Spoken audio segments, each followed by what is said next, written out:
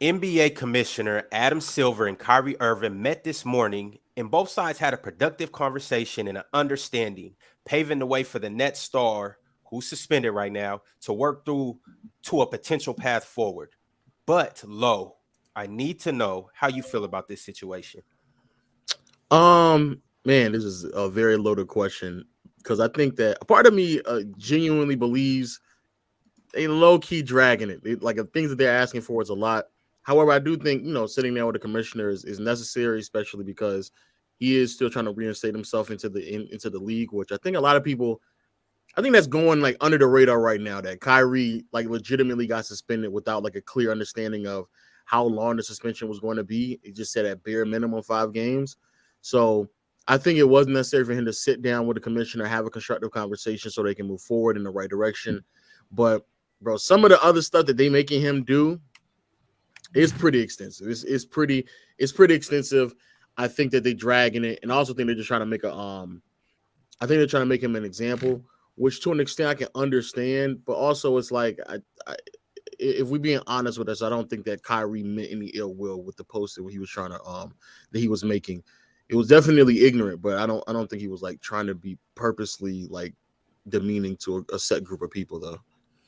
And for those of you who don't know, Kyrie Irving must complete 6 tasks before they let up the suspension. One is apologize about the movie. Two is a $500,000 donation to an anti-hate cause. Three is sensitivity training. Four is anti-Semitic training. Five, he has to meet with the ADL and Jewish leaders. Six, he must meet with Josai and just demonstrate an understanding of the situation and how he's gonna, I guess, transform himself moving forward. Chill. How do you feel about the situation, and what's your thoughts? So let's start with the 6 things. I'd like to talk about sensitivity training and anti-Semitic training. Well, if that's not the criteria throughout the league, then why isn't it? Because this isn't something that only happens with Kyrie Irving. This is going to happen again, and it might not necessarily happen right away, but this is going to happen again. So we have this in the rookie symposium where they teach rookies all sorts of things. They go over a number of different things at this conference with rookies. Well, why don't they have league-wide sensitivity training? Why don't they have league-wide anti-Semitic training, league-wide homophobic training, and things like that? So this way, there's no misunderstanding about what the guidelines are. Now, when you talk about a guy like Kyrie Irving, and I've said this countless times, guys, when you co-sign something, whether you say it or you don't, when you co-sign something, you got 2 choices. Choice number 1, stand on it and come with facts on why you stand on it. Or number 2, clean it up. I didn't mean this. This is what I really meant. I apologize. I was ignorant in this aspect of it. And then that's it. As opposed to, I'm not going to say anything, because when you don't say something, what you're doing is you're just leaving people to speculate. And now people are putting words in your mouth and telling you what they think you should say, when in reality, this is something that you created. Got you. Okay.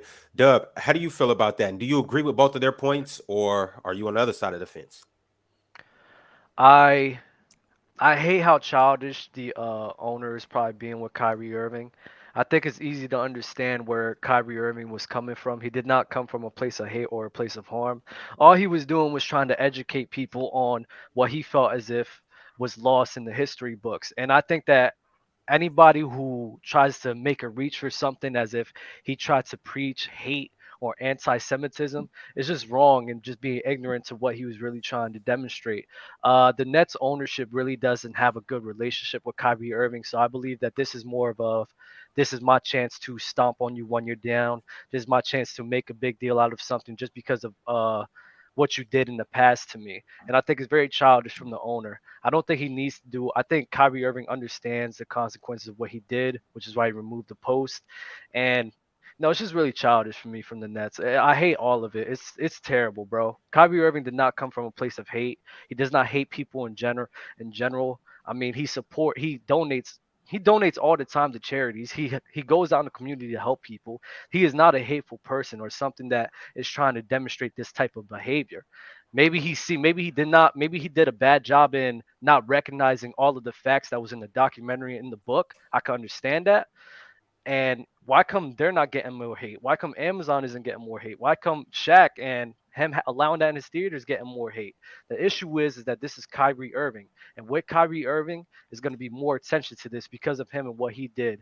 Let's not forget that last year he was getting a bunch of hate for not getting vaccinated, and it is what it is. It's just it's just nasty, bro. It's nasty. And since Kyrie was suspended, the Nets are 2-1 at this moment in time. They almost won last night against the Mavericks. They were up, but they let the Mavericks come back. So they've actually, I don't want to say been playing better without Kyrie, but they've been competing and contending. Marz, how do you feel about this situation? Do you have thoughts on this? I never watched the documentary, so I don't. People say it's anti-Semitic. I don't know. I'm not going to make accusations on something I have no idea about. So if people believe it was anti-Semitic and they actually took the time to watch it, that's their prerogative. And if that's what they believe, fine with them. If people don't believe it was anti-Semitic, once again, and they actually watched it, that's your prerogative. Believe what you want. I didn't watch it. I'm not going to form an opinion. If the NBA thinks what Kyrie did is wrong, he works for their company, so they're allowed to punish him how they see fit. Whether or not I agree with the punishment isn't up to me. It's their business. He's an employee of the NBA. He's an employee of the Brooklyn Nets. So they did what they felt was right. Whether or not I think is fair is kind of irrelevant to the whole purpose of what's going on. Now, remember, too, also, that where are we talking about this whole thing taking place? Dub, you're in the Northeast, so you can appreciate this. The borough of Brooklyn alone has over 2 million people. Of those 2 million people, 22% of that is represented by Jewish people. So the Brooklyn Nets, being a prominent business in that community, when they have something like this going on, they're going to get a lot of backlash from Jewish leaders. Now, once again, when you co-sign something, you have to either stand on it or explain yourself or apologize and basically tell everybody what it is you meant. And if you don't say anything, like Kyrie Irving has been quiet about this, then you just leave people to speculate on what it really is. And in reality, this whole thing about them, finally getting Kyrie Irving, to be quite honest with you, Dub, I think Sean Marks is over Kyrie. I think he's been over him for the last year and a half. I think he wants nothing more than to rip up Kyrie Irving's contract and to send him on his way. But unfortunately, with the collective bargaining agreement, you can't just cut guys like that. Unfortunately, you can't do that. You can't just cut guys like that. However, I think as soon as they get an opportunity, I think they do want to rid themselves of him. And I will tell you guys this. Kyrie Irving, since he's been out of the lineup the last 4 games, just so you know, Brooklyn has only given up 96 points a game. Not only are they giving up 96 points a game and their defense has improved tremendously, Cam Thomas, who I was a big fan of when he was coming out of college, led the SEC in scoring, one of the better one-on-one players in the game, was complaining about getting run and was complaining about how they were using him. Well, now they started to implement him into the offense more. So he's one of their better rotation players, averaging 19 a game over the last 3 games. So that's helped them out a lot. So that's actually my next question. You guys feel free to chime in. Is where moving forward, how does this bode for Brooklyn in terms of now losing Steve Nash as a coach and then losing Kyrie Irving too? How do they look moving forward? Well, losing Nash is a positive, so we can go and get that out the way. Then the rest of the Brooklyn Nets, we are getting to a point where they are becoming like easily one of the biggest disappointments so far in the season, because I don't really see how there's an out for them. I knew that this team was going to be bad defensively. However, I didn't know they were going to be so bad that they were going to be like at some points of the season. I know it's early, but early on they were like easily the worst defense in the NBA. Even with their offense, when Simmons and Kyrie were both available, they were still a mediocre offensive unit. And the real problem is they just don't have enough. Ironically, this is the same style of team that Durant didn't want to be on to begin with. He left a similar situation on in OKC. If anything, actually OKC might have been better just because the defensive unit was much sounder over there.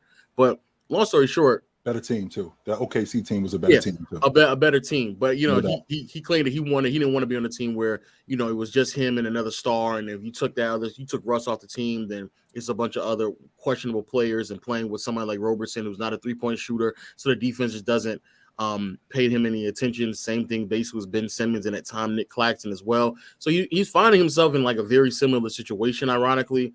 So I know for a fact he don't want to be there, which we also knew before the season began. But just as a team as a whole, like as optimistic as we can be with a lot of these players, it's just not enough. And so if Kyrie's missing games, which already when he was playing, it was still looking questionable. But if he's missing games and Kevin Durant is having like a crazy usage rating right now, just for them to try to like walk their way into a competitive game, not even guaranteeing a win, bro, the team is like in such a problematic state that I don't know how we just don't go back to where we were before, which is Durant demanding a trade. I agree. And to clarify for you, Chilltown, are you trying to say that the defense is better and the team is better without Kyrie Irving? The perimeter defense has improved dramatically since Kyrie Irving has been off the floor. No doubt about that. Don't you think that's more of just a coincidence? I mean, they went up against the Wizards and then the Hornets as well. Those aren't really strong offensive teams. They did go up against Dallas, which is good, but I think that's just more of a coincidence rather than, oh, Kyrie Irving's out, they're going to be playing this level of defense all the time. I just don't believe in that. Well, you also got to take into consideration when you get something like that off your unit, the energy changes. And not only does the energy change, it changes from both sides of the basketball. So when Kyrie Irving is off the floor, a guy like Cam Thomas, who knows now that I'm going to play more, as opposed to when he's playing, well, I know that I'm not going to be out here that long. I don't know what kind of effort I can really give. I don't know what kind of effort I can really give defensively because I'm not going to be out here for more than 10 minutes. But if I know I'm going to be out here 20, 25 minutes, if I know I'm going to be out here for a long time, I can give you a better effort. And I know that that's going to change the game. So not only him, I'm talking about the rest of the guys on that perimeter as well. So I think that has a lot to do with why they've been playing better. I think that's more of the reason is that Steve Nash and the firing of Steve Nash and Ime Udoka, coming into, not yet, but coming into, I think that's more of the reason of high energy rather than Kyrie Irving not being there. I think as soon as Steve Nash got fired, I seen more levels of energy and more levels of effort from all of those guys as a whole in terms of defense. Actually, I agree. Too. I don't. And the reason why I don't is because this has happened over the last 4 games since Irv went out the lineup. When Irv was in the lineup, just exactly what you guys just got finished talking about. They were historically bad defensively. Irv goes out of the lineup. All of a sudden, over the last 4 games, they're barely giving up 100 points. They're one of the top 5 teams in the league defensively on the perimeter since Irv is going out of the lineup. Now, when Steve Nash was fired, that still was going on. I don't mean specifically what's going on now. I'm talking about when Steve Nash left, they still were one of the worst defensive teams. Now, Irv is out of the lineup. The energy has picked up.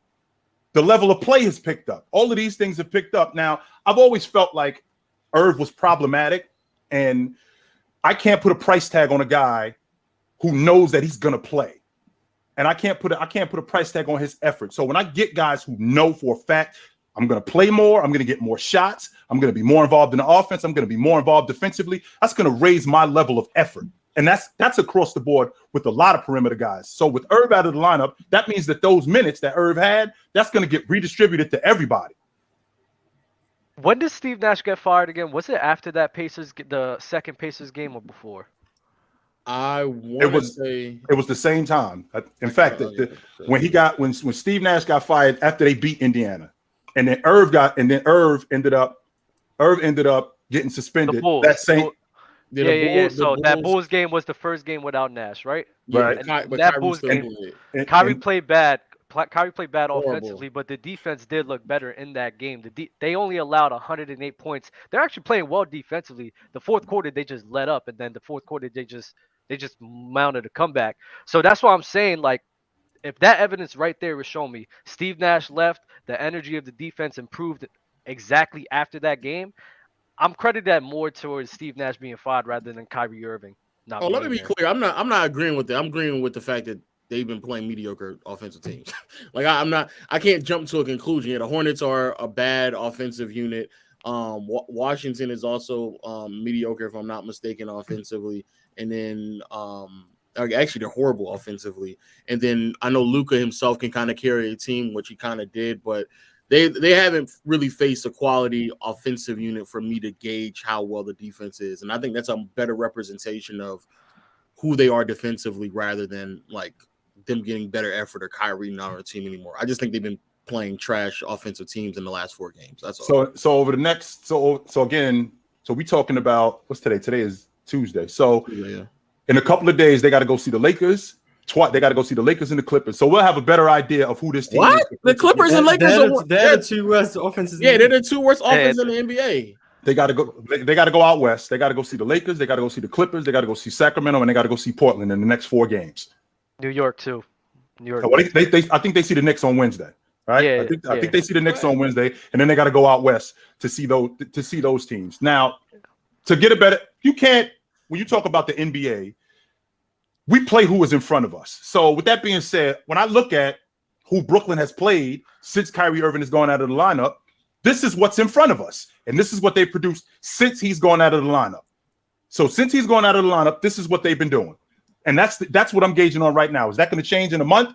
Is that going to change in a couple of weeks? Maybe. But as of right now, this is what they're doing. And I don't think it's a coincidence. How about Memphis, Philly, Toronto, Indiana, Blazers? I think that's a much better. The Lakers and Clippers are literally the 2 worst offenses, and by like a very wide margin in the NBA right now. Yo, Ticket, can we get you to chime in on this whole Kyrie situation, and also whether you think he will retire? Yeah, man, I don't know what the hell Chilltown talking about. I just got out of sensitivity training in a meeting with Adam Silver. You know what I'm saying? I had to pay a $500,000 fine and go through all these steps to get back on, just to put my foot on Marz' ass, because Marz, you got a line of people that's keeping me off your ass, boy. You understand what I said to you, man? You understand? You ain't got to be mad, Marz. You don't got to be afraid. You don't got to be afraid. Why every time? Why every time we get on the show together, you just gotta address Marz, just like in The Wire.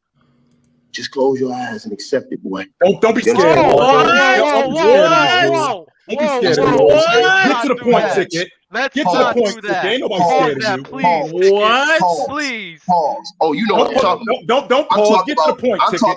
I'm talking about when they off prop Joe. Remember? Yeah, I do remember that. So get to the point, Ticket. Yeah, the point is you ain't hear Cap a lot of records. That's no, the point. I ain't. No, I'm not. Everything I said is fact. I walk you down every time I talk to you. You ain't talking about nothing, homeboy. You're going triple and quadruple platinum. Here we go. With all that Cap you doing. You ought to be a damn shame of yourself, man. Get to the point, Ticket. All you're doing is talking. The point is this, man. They're not going anywhere without Kyrie. So you can cut that narrative out. And you got a lot of people hating on Ime Udoka. He's supposed to be the head coach. They're hating, trying to stop this man from getting the gig. Listen, man, as I told you guys last week, they're a couple of moves away from being a very good team. No, they just got to tighten some stuff up on their roster. No, they're not. Yes, they are. No, they are not. Yes, they are, my man. Okay, yes, so those couple of moves that they're away, Ticket. What are those moves? Where are they lacking? Okay, so I just told you this last week, but then watch this. But here's how you cap.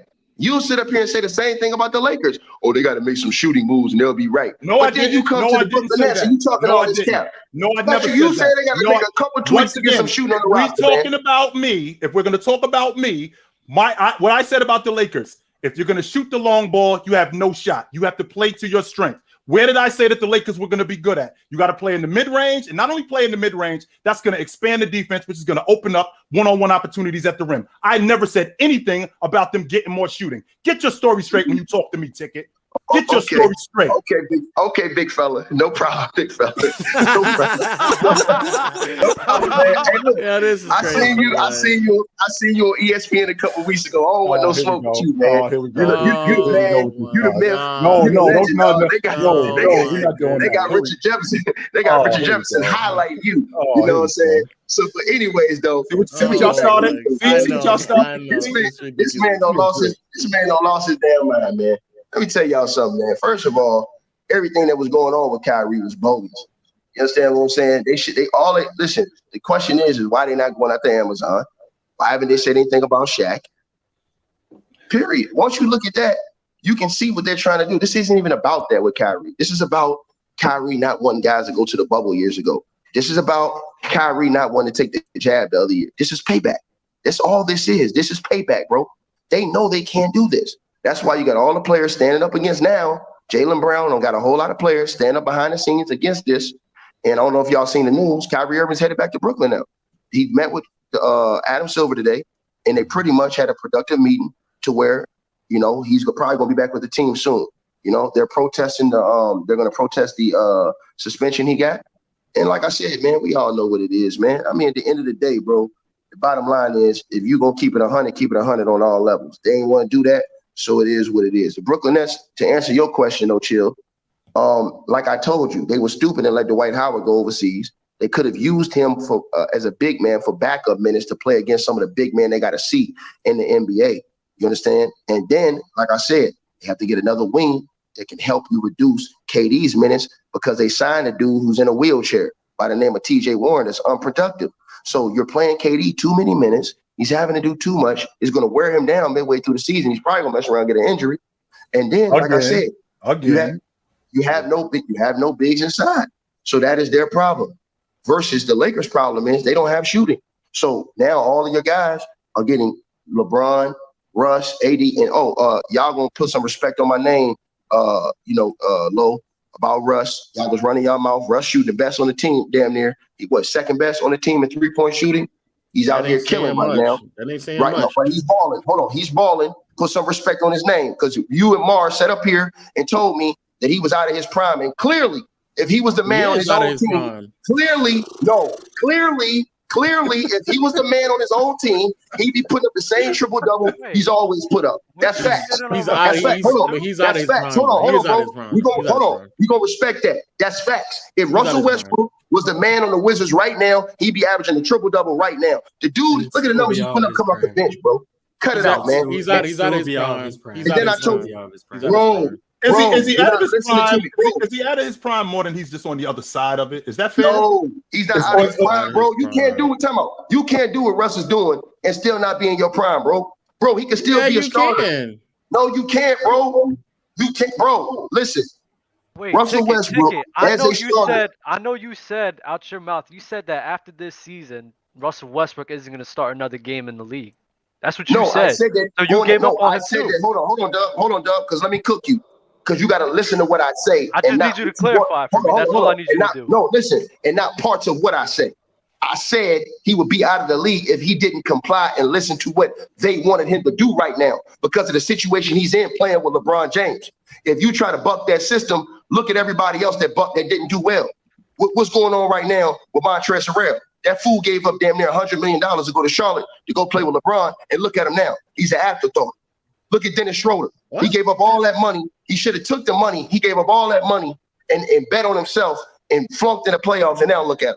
He's back here making calls. You said out your mouth. You said out your mouth. I know it because I made the clip myself. Bro, you said out your mouth. Hold on. You said out your mouth. Russ can't adjust. You said he can't adjust to being in this role, and that after this season, he's done. That's what you said. Hold on. Let me break this down to you like Jay-Z again. I'm gonna show you how to do this, son. In his playing with LeBron James, this rule is applicable to many players. I can go show you Jordan Clarkson. When he played with LeBron 3-4 years ago in Cleveland, they said this dude was a bum. He was nothing. He gets away from Cleveland, away from LeBron, 6th man of the year, and now he's starting on one of the best teams in the NBA, putting up hellified numbers. You know why? Because these guys, when you play with a guy like LeBron, you have to sacrifice your game. So that's why I said that. Russ is in a situation where he's on a 1-year deal. The whole league has a bad perception of him based off last year. So if he doesn't comply to this situation, that he's going to be out of the NBA. But that doesn't mean he's out of his prime or can't play. You use your brain and think about what I'm saying. I agree. So I agree. He's out of his prime, though. So all I'm saying to these dudes is, that point of what you were saying, bro. The thing is, you wasn't saying that 2 weeks ago. I did say that, bro. And I acknowledge that. But I know for a fact that you were one of those people that gave up on him as well. I did listen to what he said. I was on the same show with you. I listened to the whole thing. I was on the same show. Okay, well, check this out, Doug. I'll pull up the tape on you then, Doug. I'll pull up the whole tape. We can do it. So you can listen to the whole tape. Because like I said, playing where he was playing with this team, with LeBron James, everybody in NBA history has had to adjust what they've done in order. Bro, D-Wade was the man when LeBron came over there to Miami. D-Wade balled out in the finals. Did he or did he not? Did he ball out the first year? What you're saying isn't wrong. Now watch this. Hold on. But that's not what I'm arguing. You don't even know what we're arguing right now. Just to help LeBron James win, D-Wade had to adjust his game, right? You don't know what we're arguing, bro. Chris Bosh, hold on. Chris Bosh had to adjust his game. Oh, he looked terrible. Everybody said he was nothing. But then when LeBron left Miami, Chris Bosh went back to averaging 19 again. What are we arguing, bro? What are we arguing? We're not arguing that. We're arguing the BS. I'm arguing what you said. You're putting out part of a narrative, Dub. I said, with this team, bro, Darvin Ham was trying to help him and say, look, with this team, you're not going to succeed in starting lineup. If you don't capitulate and come off the bench, because nobody else wants you right now without 2 first-round picks. They're not giving up 2 picks just to get rid of you, dog. It's going to end your career. That doesn't mean the dude couldn't play. It just means that situation was the wrong situation for him. And one other thing, y'all was wrong too about the Now, y'all was wrong about the Lakers, but y'all was wrong about the T-Wolves too. They stink. Like I said, they frauds. Bro, and I wanted to make sure I got that in there. But Doug, you need to keep that 100. All these dudes are, hold on. All these dudes are capped. Russell Westbrook is still a legit top 30 player in the NBA right now if he was starting on any team. Hold up, Ticket. It looks like Dub got the tape. And right after that, don't play no time out. Don't play no short. Play the whole video. Don't play a short. We don't got time to watch the whole video, bro. It's on a segment. It's on a segment on the channel that we can all watch. Here you go. Hold up, Dub. Hold up, right quick, Dub. Yo, Dale and Fluent, what's going on? How you guys doing today? What's up, Bron? Hey, you guys stepped what's in up, the middle of a heated take from Ticket. I need to hear you guys' thoughts. What's up, panel? What up? I need to hear you guys' thoughts on Kyrie and whatnot. Dub, hold on. We still need to hear that clip. Go ahead, Dale. What's up? First of all, I heard Ticket hold stance he's on. Playing that short clip is going to be nasty. That's not all he said, so don't even do that. That's not all he said. And I think that have to be. That's not. Dale, you wasn't on the show, bro. I was on. The streets is watching. The streets is watching. Come on, bro. Dale, I seen the whole entire. Oh wait, did they edit it out? Huh? Did they edit it out? He edited it. He's the one who edited it. Dub is the one who edited it. Bro, that's what we're doing. Hey, Dale. So I watched it. I was on the show. I rewatched it more than everybody in here. So I have a more understanding clarification of what you said. Hey, my man. Hey, Doug. I'm gonna take you to church on Sunday because you're going straight to hell with them lies. And I'm gonna tell y'all something, right? Hold on. I got it right here. Just be quiet. I'm gonna tell y'all something. Listen, this is what they do. They edit stuff up that I say and make it seem like I said something, so everybody on the internet can say, "Oh, Ticket's crazy. Ticket's crazy. Ticket has the worst takes. Ticket's." Hold on, Ticket. We gotta hear this. Ticket, we gotta hear the receipt. All the time. Ticket's the man.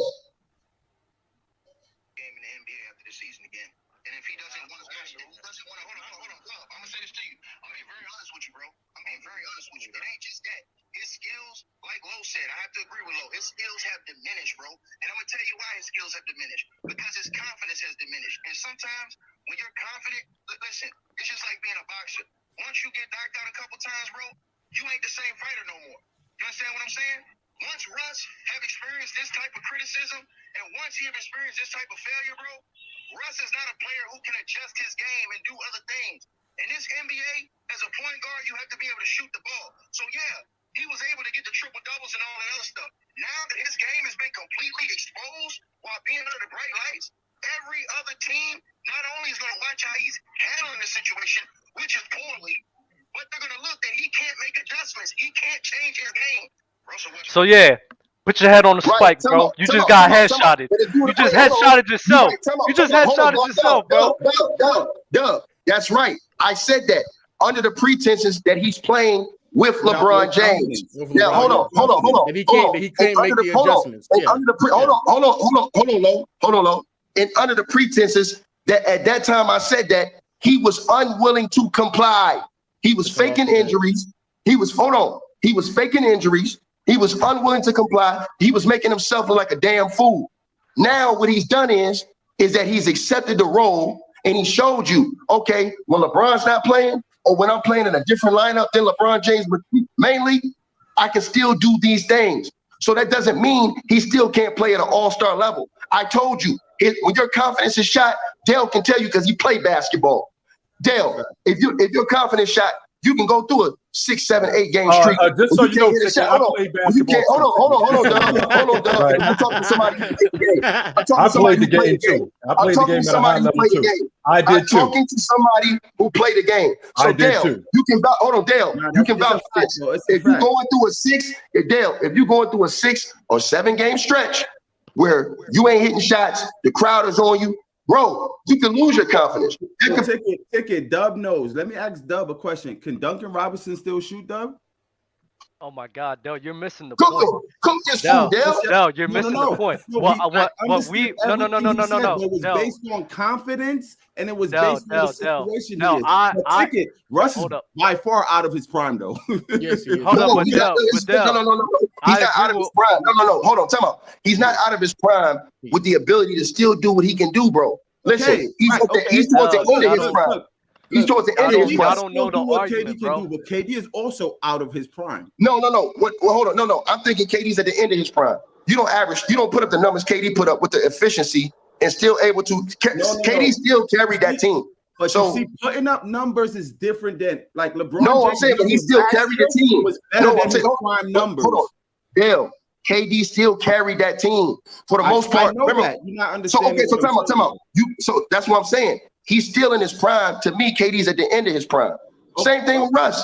I think Russ is at the end of his prime. End of your prime and prime is the same anyway, though. So he could be at the end of his prime, but it's not his prime. It's like I'm having a 4-course meal. Do I like it in the beginning when it's the whole plate is there, or at the end when I got 2 bites left? All right. He got 2 bites left.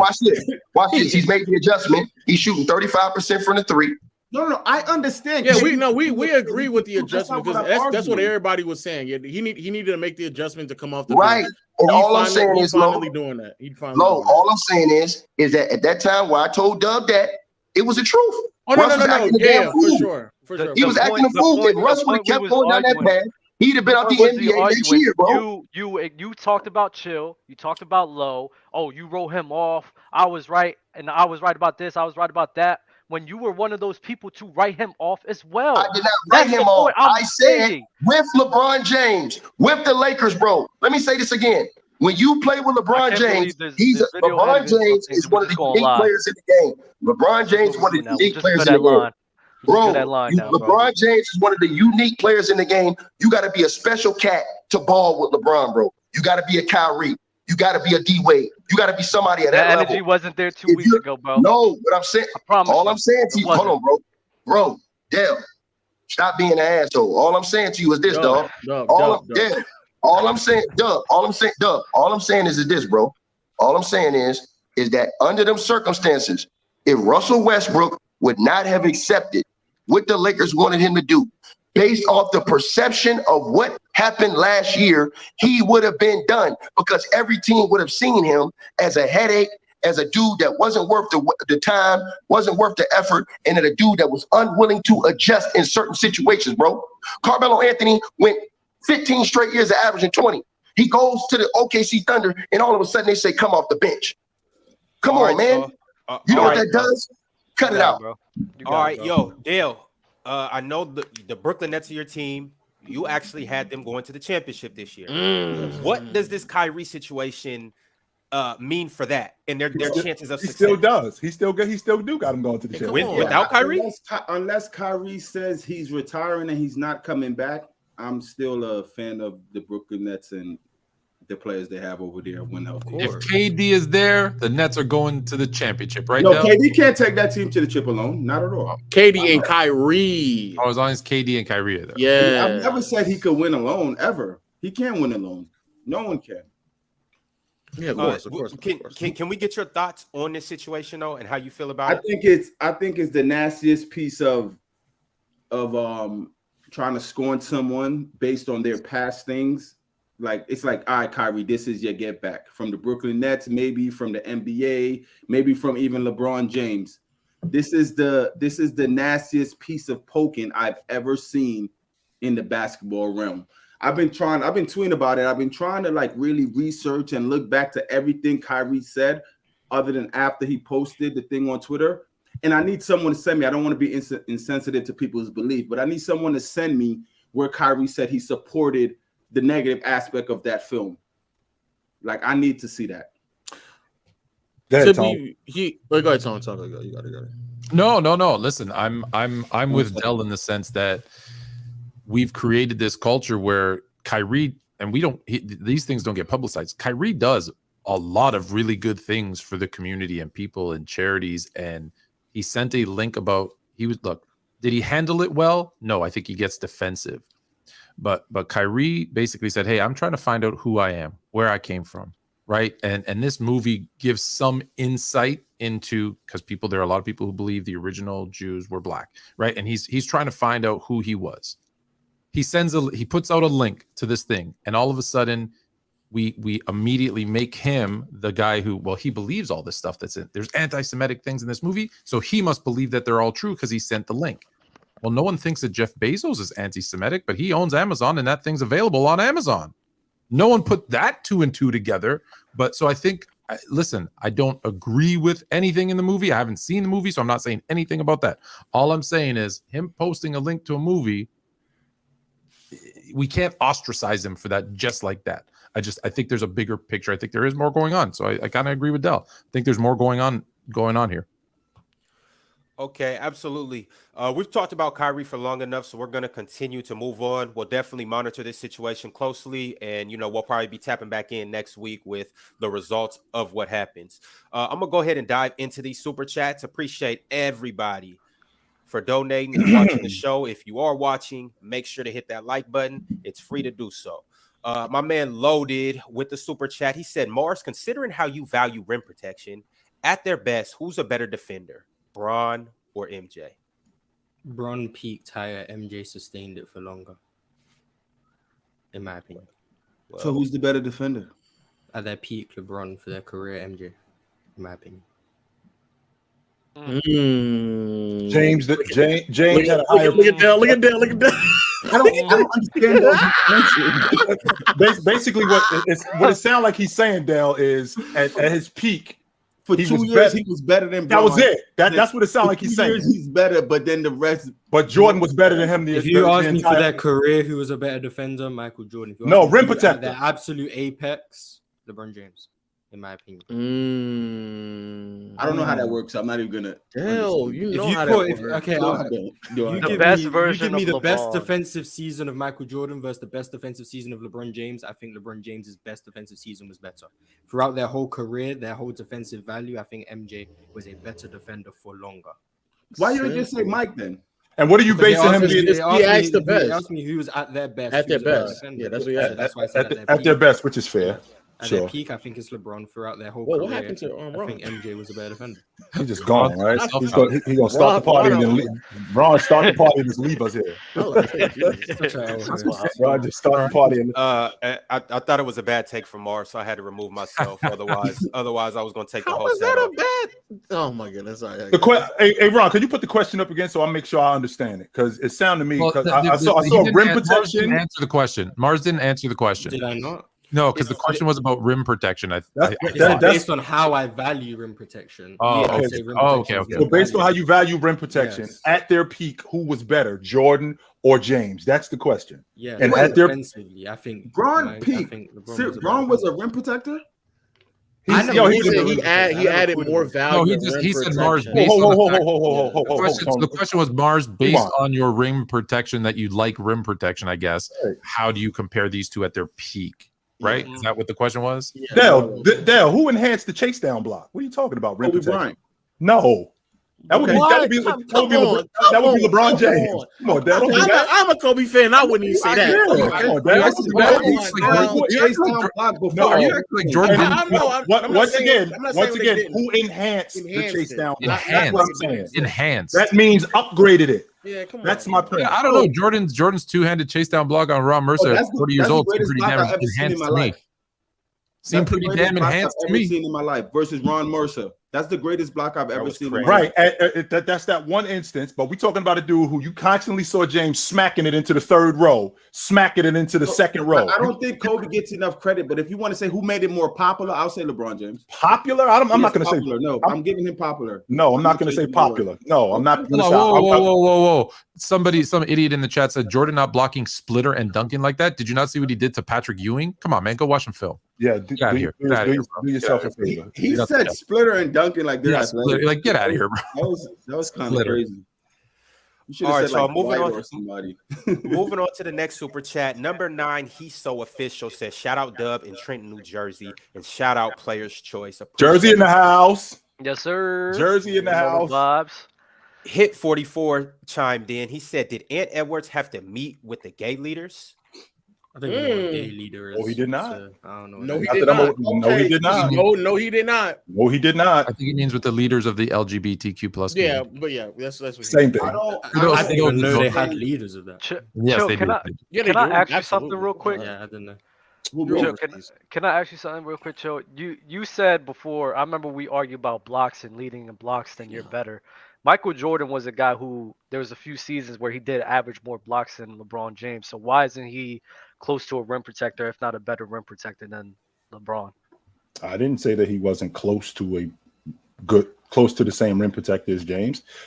When we why not better? Blocks don't equate to no offense. This is Chilltown's logic. I know, but blocks don't. Blocks you can't don't defend equate, somebody on their own logic. Bro. Blocks That's don't equate to rim protection. I'm glad Dub brought this up because this conversation started from the separation between Shaq and Jabbar, and the conversation between Shaq and Jabbar was Jabbar led the league in blocks and rebounding. Shaq never did that. Even though Shaq was a great shot blocker, even though Shaq was a great rebounder, he wasn't Jabbar. And why do I say that? Same reason why Shaq led the league in Shaq, his best season as a rebounder, almost 14 rebounds a game. Jabbar did that for 8 straight years.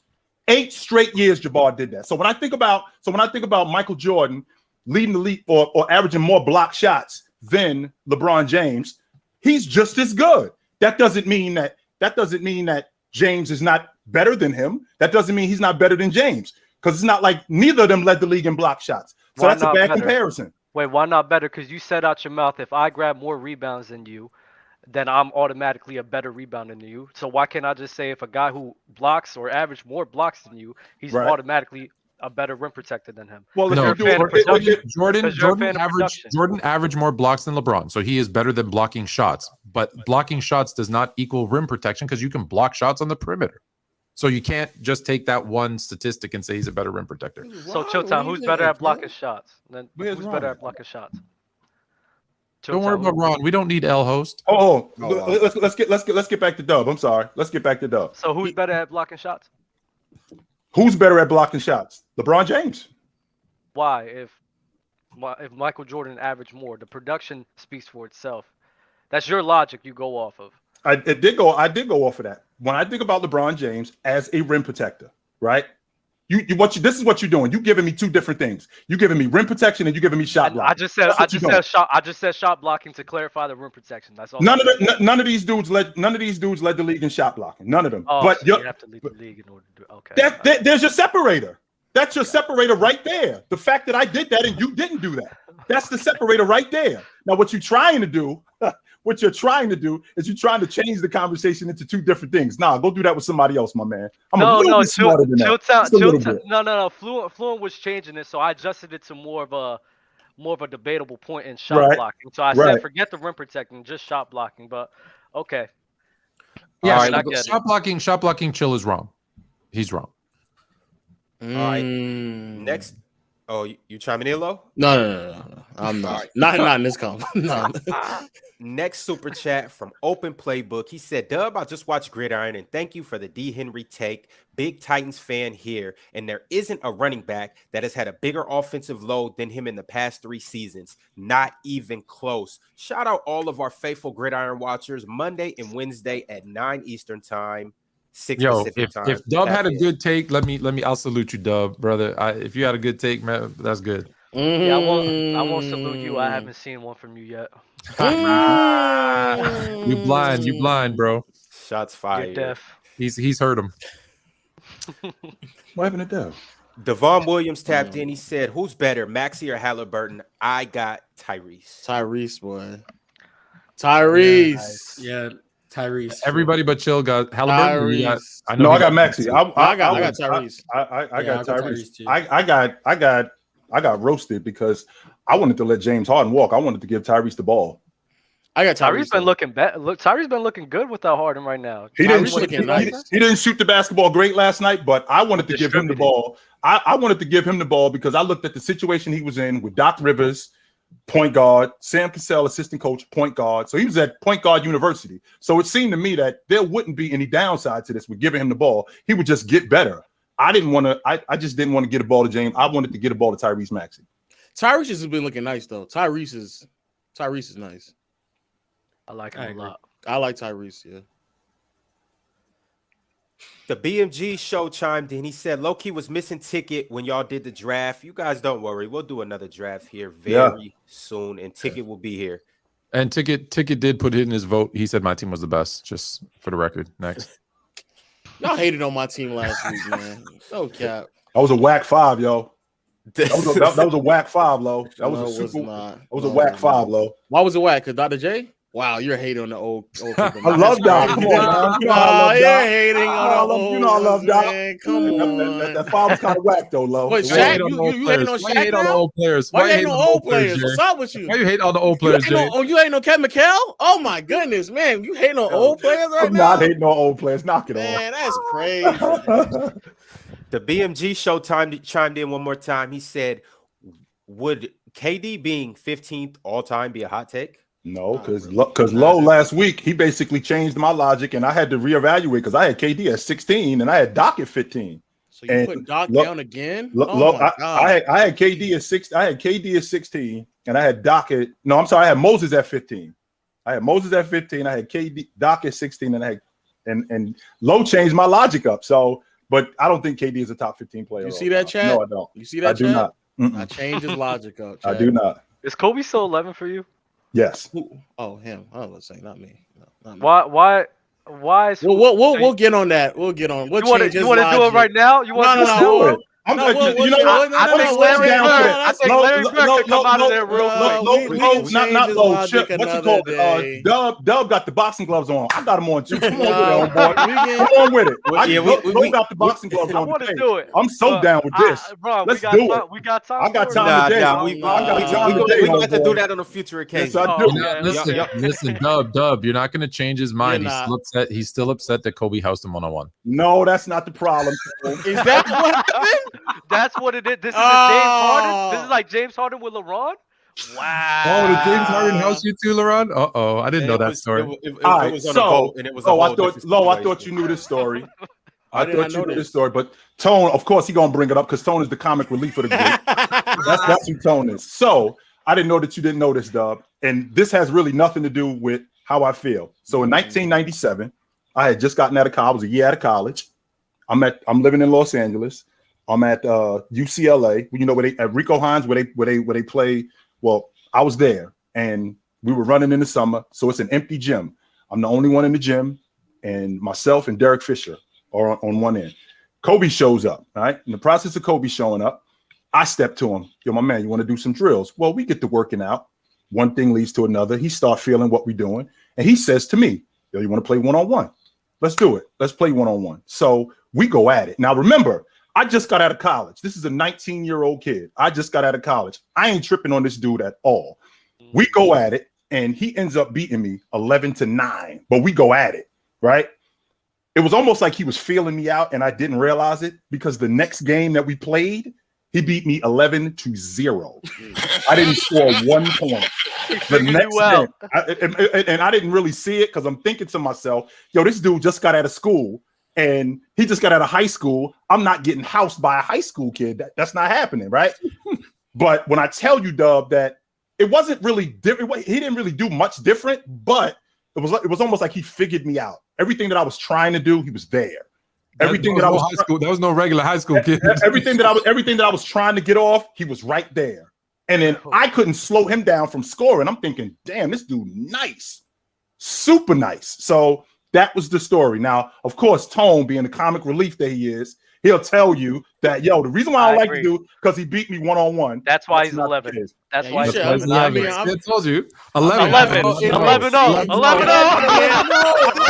I mean, that's what you should have never said that story. You should never said the story. You should never said that story. Because I will be using it in my arsenal. Because I can't convince him. I can't convince him to put him in the top 10. Oh, 11. Oh, I see now. He's the number 11 and he's 11 OG. Oh. Damn, Lo, you laid this out. 11. Oh. And with all due respect, he would have 11-0'd all of us, and none of us probably would have got that 11-9 in the first game. So. No, for real. Hey, that's big props. Hey, fair. Dropping 9 points on Kobe 1-on-1. That's Yeah, major. let's be fair. We went at it too. It wasn't like it was a situation where he let no. We went at it. Just so you know, just so you We guys went know, at I don't know if you remember that episode we did on Fluent and Chill with Terry DeHare, who played for the Kings and the Grizzlies and a bunch of NBA players. Like he was telling me, because I asked him, I was like, how good was Chill really? And he goes, yo, Chill will take you down, post you up, fade away. He was like a baby Jordan. He would just work you one-on-one, down low, baby post, Jordan. Yeah. So for an NBA player to tell me that's why I was like, all right, I'm messing with him. All right, we good. Enough of that. Baby Enough of that. Jordan? All right, enough of that. I know you get shot. No, you go right. Damn, Enough. baby Jordan. Oh, you started this. See what you started, y'all? Still down, baby Jordan. in there. Yo, baby Jordan, a post? No, here we go. Chill, Jay. Yeah, chill out, Like y'all. that. Oh, I gotta see the footage, man. Baby Jordan. And one day we will all get in the same gym, and we'll see what everybody's about. You know, we got to have a shooting contest. I got nothing. Me and Marz logo on commentate. You can find me outside the 3-point line. I'll leave the post to you guys. Yeah, I ain't got nothing on baby Jordan, man. I'm coming through the lane on somebody. I'm trying to dunk on somebody. But we'll get to that a whole nother day. One more super chat, and we're gonna get into our next topic. My man Ricky Luke Cage Jones said Amazon is a marketplace. Kyrie isn't. That's the difference. Yeah, but people still remove things off of their platform all the time. That's actually a very common thing to do. All right, y'all. Well, we just had another week. A lot of things happen. Do you guys, before I get into talking about the top 5 teams in the NBA, do you guys want to bring up anything that happened in this last week? Is there any pressing issues on you guys' mind? Donovan Mitchell MVP. I'm going to repeat it until he gets his respect. So Donovan Mitchell MVP. I don't know about MVP, but here's the thing, though. Here's the thing, though, Dub. Remember, I mean, Donovan Mitchell. This was just 2 years ago. Utah was number 1 in the West. Donovan Mitchell didn't make the All NBA team. Number 1 in the Western Conference. Didn't get a sniff of it. That was OD. Didn't make the All NBA team, not once. And I'm trying to figure out. I can't remember the last time the number 1 seed in the Western Conference didn't have one guy make any, not first, second, didn't make any of the All NBA teams. I'm thinking to myself, in the West or just in general? In the West, just in the West, just in the West alone. So we're talking about a guy in Donovan Mitchell who led the Utah Jazz in scoring. He was second in rebounding, and he was third in assists. And they were the number 1 seed in the Western Conference, and he did not make the All NBA team. Not one team, first, second, or third. They got to change that. So now I'm looking at this situation in Cleveland, which I said this before the season started. I thought that Cleveland was a top 5 seed potentially, but now getting Donovan Mitchell, now they got that wing scorer that they didn't have. Now they got that because they were already defensively, they were already awesome, right? Before Evan Mobley ended up getting hurt, they were already awesome. They got their rim protection in Jared Allen. Now they got a guy that they can go to consistently for buckets in Donovan Mitchell. I think Cleveland is legit. I don't know if they can win it, but I think that they may be a second round exit, but I think that they're legit, no doubt. Dub, you're saying early season MVP, or you think he can keep this up with Garland coming in and all those things changing? You think he can keep this up, this pace for the whole season? Man, I just want to get his respect, man. Donovan Mitchell MVP, bro. Okay, all right. 31 a game, yo. 31 a game. Right. Yeah, he is balling. Yeah, he's balling. And he's been trying, and he's been giving a lot of more effort on defense too. And not a lot of people talking about that. Dub, he had to though, considering the kind of crew that he was on. He had to be better defensively with them 2 anchors in the back. He had to be. Facts. All right, y'all. So 10 games into the season.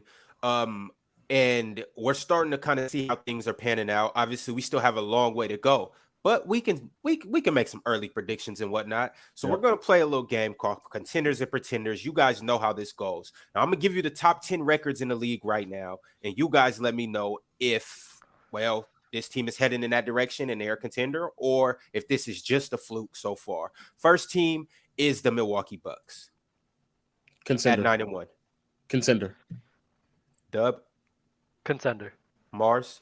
Contender. Fluent. Contender. Chill. NBA champ. Okay. Facts. We just talked about the Cleveland Bold. Cavaliers. Just talked about the Cleveland Cavs, but we can run through them again. Contender. Dub. MVP. Okay. Marz. Contender. Fluent. For a title? Yeah. Pretender. Chill. Man. I don't think they can win it. No. But And you know what? I'm not gonna do the title. We're just gonna do to make a playoff run. Oh, then, To make noise in the contender. playoffs. Yeah, contender. Contender. I think yeah. that absolutely they're legit. They have a contender. legit shot at the Eastern Conference Final. Absolutely.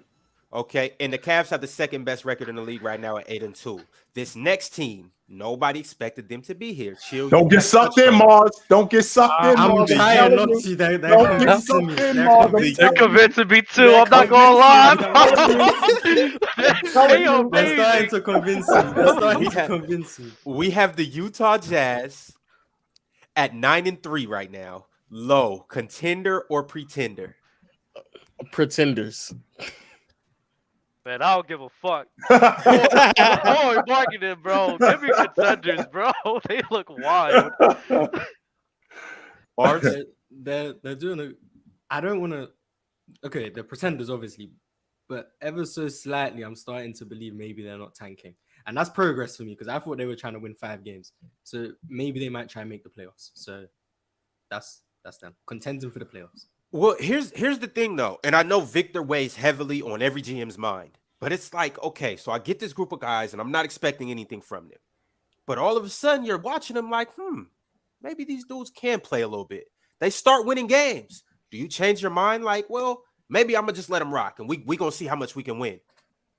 Is that something you do, or are you like, no, we're trading away everybody and we're getting Victor? You just trade away everybody. Yeah, Right. I'm trading everyone. Right. I don't know why they have 9 wins. They should have had 9 wins in February, not Right. now.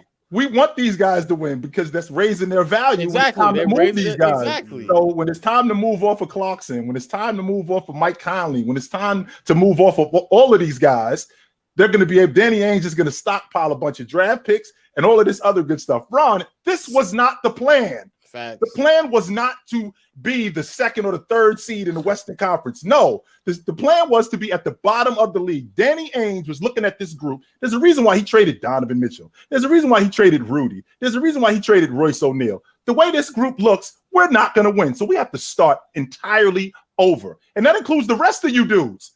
It's just a matter of time before we get rid of you guys too. So Danny Ainge is just playing an elite game of chess right now. He did the same thing in Boston. He did the exact same thing in Boston. This ain't, I don't know what this I don't is. think this. I don't think. Yeah, this is I don't know what this. This is not chess. This is Y'all, this is voodoo. Don't be sheep, okay? Because that means you'll be led to the slaughter. Okay, these guys are pretenders for one. Yes. Right. This is not what was supposed to happen, and 2, just get ready because Conley's getting traded, Clarkson's getting traded, Markkanen's getting traded. All they're doing right now is building up their trade value for a team that's going to finish 22-60. Listen, all you guys in the chat, salute up. Like Geno Smith, they wrote them off, and they're going to keep writing them off, and they're going to change the world. I promise y'all, bro. Hashtag Geno Smith, put your salutes up, bro. They changing the game. I promise y'all. They changing the game. Not In one what way, salute, Dub? not one salute, Dub. They're playing great basketball, bro. No, They're they not gonna lie. are. When you watch agree them with play, you. it's great They basketball. are playing they're playing really good team ball. They're making the extra pass. They're playing like they don't have a superstar. That for real, they're playing really nice basketball. But that's not the Go ahead, play. Tony, I'm sorry. That's not the plan. Yeah, I'm just saying, it's not the plan. Dub, you do understand that a lot of these dudes. So, for example, Sexton just signed an extension. I think Markin is up after this season. But the rest of them dudes aren't under contract. So them dudes are playing for contracts. In fact, they're playing for their lives. So of course they're gonna look like this initially. Now, I bet if Jordan Clarkson was on a 4-year deal for $75 million, I'm not real sure that you would be seeing the same thing that you're seeing right now. You may be right, but guess what? Like He you wouldn't said be. He wouldn't before, be pumping like his you fist said when someone before, else scores and he's on the you said bench. before about the Nets, I gotta go with what they're doing right now. You have to. What they're You doing have right to. now is You have, crazy. you have to sit. You have to see what they're doing right now. I know. Gino playing for his life too. Don't mean it's not great, you know. I hate to admit this too. That and Tone, you and I had this conversation. Geno Smith doesn't suck, does he? Oh no, He doesn't suck, Tone. He doesn't Hey, suck. He does not suck. I'm in Seattle, and I watched that last game, and I was like, boy, yo, Mike got one. This dude don't suck, yo. He does not suck. He can play. The other thing that concerns me though with the Jazz, I'm sorry, I know y'all talking about football. And no, you're right. Let's get back to that. I immediately get bored when we talk about football. So let's get back to that. The other thing though, I don't know if it's sustainable just because the teams they playing, because they've already played the Lakers twice. They played the Clippers, who also have like a horrible defense, and the team that they've lost, I think they lost to both the Mavericks and the Nuggets. Everybody else, and it took Pelicans to overtime. Long story short, I think if I'm not mistaken, they played a lot of questionable teams. Not to say they haven't been playing great. It's just that, especially when they play the Lakers, bro. Larry Markkinen was getting rim pressure, and I was like, that's crazy. Hold on. Rewind. The two teams that they lost to, they didn't lose. They got smoked. Denver smoked them. Yes, Denver smoked them. They lost 3, right? They lost the Raptors opening night. They also beat Denver as well, to be fair. Right, and then the next night, Denver beat them by 20. Yeah, it was a back-to-back. The next night, Denver smoked them. Are we talking about this stupid schedule where you play these mini-series back-to-back home and homes? I hate this. Why you don't like it, Tom? What's the problem? I don't like it either. They've been doing it for years. I know, but it's so weird. It's weird. Utah basically just stayed in LA. They played the Lakers, Clippers, and then they went back. That's what Cleveland just did. I know, but I'm just like, it's like we don't really get a real I mean, long story short, it's just too early in the season. I do like how they playing though. They are playing like no care in the world. They get to go out there. They know for a fact they're not going to get reprimanded. So players are doing things that they would just not normally do on a contending team. THT is out there running like he's like he peaked Baron Davis or something. Like he's just taking shots that he would normally just not take. So he's playing great. Clarkson is like playing out of his mind right now. And when Sexton get the ball in his hand, boy, I had him as 6th man of the year. Oh, I mean, most improved. I had Sexton as most improved before the season started because I thought that Utah was going to be bad, and I thought they were just going to give him the ball, and they was going to turn him loose. Yeah, I mean, they are giving him the ball and turning him loose. Yeah, they're just not bad. But also they shooting like Clarkson shooting 42% from 3 on 8 threes right now. Conley shooting 42% from 3. Kelly Olynyk is shooting 59% from 3. Vanderbilt is shooting 54. Malik Beasley shooting 39. Colin Sexton shooting 38. Is this gonna continue? What I just read off to you cannot continue. That's crazy. Well, if it does continue, we're looking at the NBA champ. That's what we're looking at. It can't continue because Dub said that evolutionally the game's slowing down, so there's no way that players can get better. Huh? What? Yeah, I can't. Remember what you're dealing with now. I'm tapping out. That's not what I said. I'm tapping out. All right, so moving on to the next team. Stop clickbaiting with those titles, you guys. We have the Phoenix Suns at 7-3. Contender or pretender? Low. They're missing Cam Johnson. I'm sorry. Let me answer it. Pretenders. Dub. What was the team? Phoenix Suns. Pretenders. Marz. Pretenders. Fluent. Been telling you since the beginning. Pretenders. I think I'm looking at the Western Conference, and I think they got a legit shot, considering what the West is looking like right now. Because I know Utah is going to go the other way. I know the Clippers are going to go the other way. I'm looking at the Western Conference. I think Phoenix got a legit shot. What's the other way? Not at winning it, not at winning the whole thing, but I think that Phoenix has a legit shot to be a contending team to come out of the Western Conference, considering what the Western Conference looks like. What's the other way for the Clippers going the other way means they're going up? I'm about to say, what's the other way for the not Clippers? The Clippers. I didn't mean the Clippers. I'm sorry. I'm talking about let's see, we got Portland. You talking about the Warriors? Yes, that's what I'm talking about. Portland is at the top. Portland and Utah is at the top of the West, and I can't see them dudes as good as I watched Portland last night against Miami, and I mean that three that Josh Hart hit to end the game. Just so you know, that was the only 3 he hit. He shot 4 of them. That was the only one that he made the entire night. So I can't see Portland sustaining this, and the numbers that you just ran off low about Utah. I'm having a difficult time believing that they could sustain that. So when I look at Phoenix, I understand that they've lost Cam Johnson for about a month, but the Western Conference is looking so tricky right now. So with the 10 games that we're in right now, Phoenix looks like they could possibly be the best team.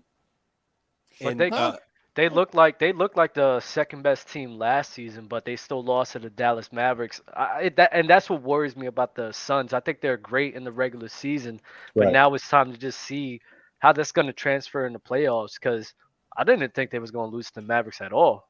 They lost, and I had them beating them. I did. I had them beating Dallas. So I got to see it in the playoffs, man. I really do. So the way you feel about Phoenix is the way I feel about James Harden.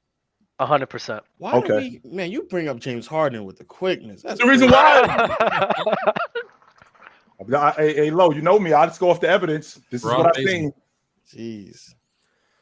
all right, the next team, speaking of them, are the Blazers at 7-3 right now. Are they a legit contender or a pretender? Pretenders. The Pretenders.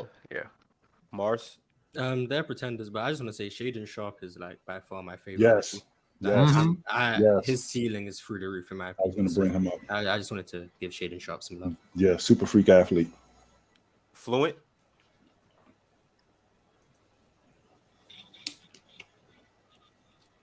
For the playoffs, I'm gonna go contenders. I like Portland.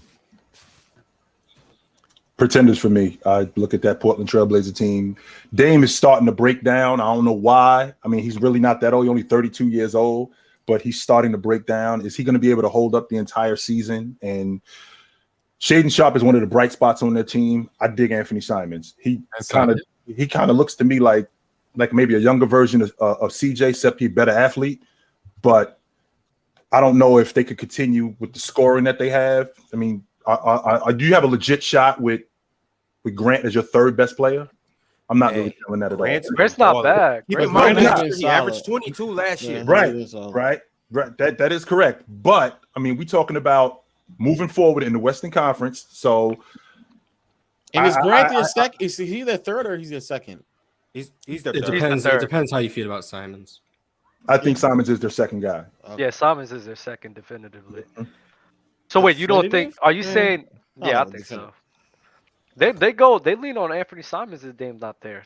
They're always he's their best offensive initiator. Offensive, but Jeremy Grant is like a tertiary player. But you talk about defensive value as well. Defensively alone, clears Anthony Simons. Oh, you talking about just all in second best player, not second best player. Second My bad. option. Offensively, is it was just a scoring option. When I think about Jeremy Grant as a defender and overall player, it's completely different. No, it's not the same thing. It's that team. The defense was scary for me because I think the defense is going to quickly start breaking down. But yeah, you're right. Dame missing as many games as he missed last year, just to come back and still not be 100%. Him and Kawhi, but people don't talk about that. Kawhi, the guy that they traded. And you know what, Lo? I'm glad you brought that up. Yeah. Why are you smiling? Because I'm starting to. This is rubbing me the wrong way. This whole Kawhi thing. Him not this whole knee management thing. What is rehab for? Dude, what now it's starting to rub you the wrong way? He's been doing it for a decade. I'm over it, man. I'm starting I'm not gonna lie. I don't like how people don't show that same type of energy to other guys when they get hurt. So I do like how Kawhi's getting more under the light for that, but I'm not gonna lie, degenerative knee, that's a serious issue. I have a brother that I agree, but that's the reason why I'm off Kawhi. I don't believe he can ever be 100%. So I can't say when Kawhi is healthy. I don't think he'll ever be healthy. So that's why Kawhi. It's not because if we keep him, I'm not disrespecting him. If we keeping it a bean, almost like every year we're like holding a spot for him in these conversations that he probably just won't be available to participate in. It's like every year when we like, Kawhi, top 10. He gonna be back too. He gonna be back and healthy. That's another top 10 player. So it's like we keep doing that, and so like if we get into a point in his career where it's just like, all right, bro, like you gotta be available to play these games, especially for an organization that gave up all that they gave up to position that team to where they are right now, and for him to still not be available, it's tough. But it's like a reality that, we got to just accept at some point. Dub, you also got to remember, too, when you win championships and you win finals MVPs like he has, even though he wasn't the best player on that Spurs team, right? He wasn't the best player on that Spurs team. And then he wins the finals MVP, 5 years later in Toronto, right? And he wins the finals MVP. That kind of gives you some sort of cushion to not play great. Not play great. It's winning bias. They're more likely to not put as much pressure on Right. him as every other guy. As opposed to a guy when you're removed from winning that long, right? Not only are you removed from winning that long, when you get on a new crew where you expect, when you got on this crew, we expect you to do what you did when you were in Toronto. But you can't put these guys. My only thing with Kawhi is you can't put these guys in your all-time greats list because I think you like wrestling, right? Yeah, you're the one that likes watched wrestling. it. I watched it before. You watch wrestling? All right. Yeah. Kawhi Leonard's like The Rock or like what's the other dude? What's the big dude with the sword on his chest? Tattoo. Brock Lesnar. Brock Lesnar comes in every couple of years, right? He years WrestleMania, right? And then he's gone. And then he comes back and he's the main eventer. Like that's how I view Kawhi. He's this guy that kind of comes every couple of years. He can't be an all-time great. I'm sorry. He's just not there enough. He's just not there enough. And that's also we keep saying when he's healthy, he's this. When he's healthy, it's becoming less and less.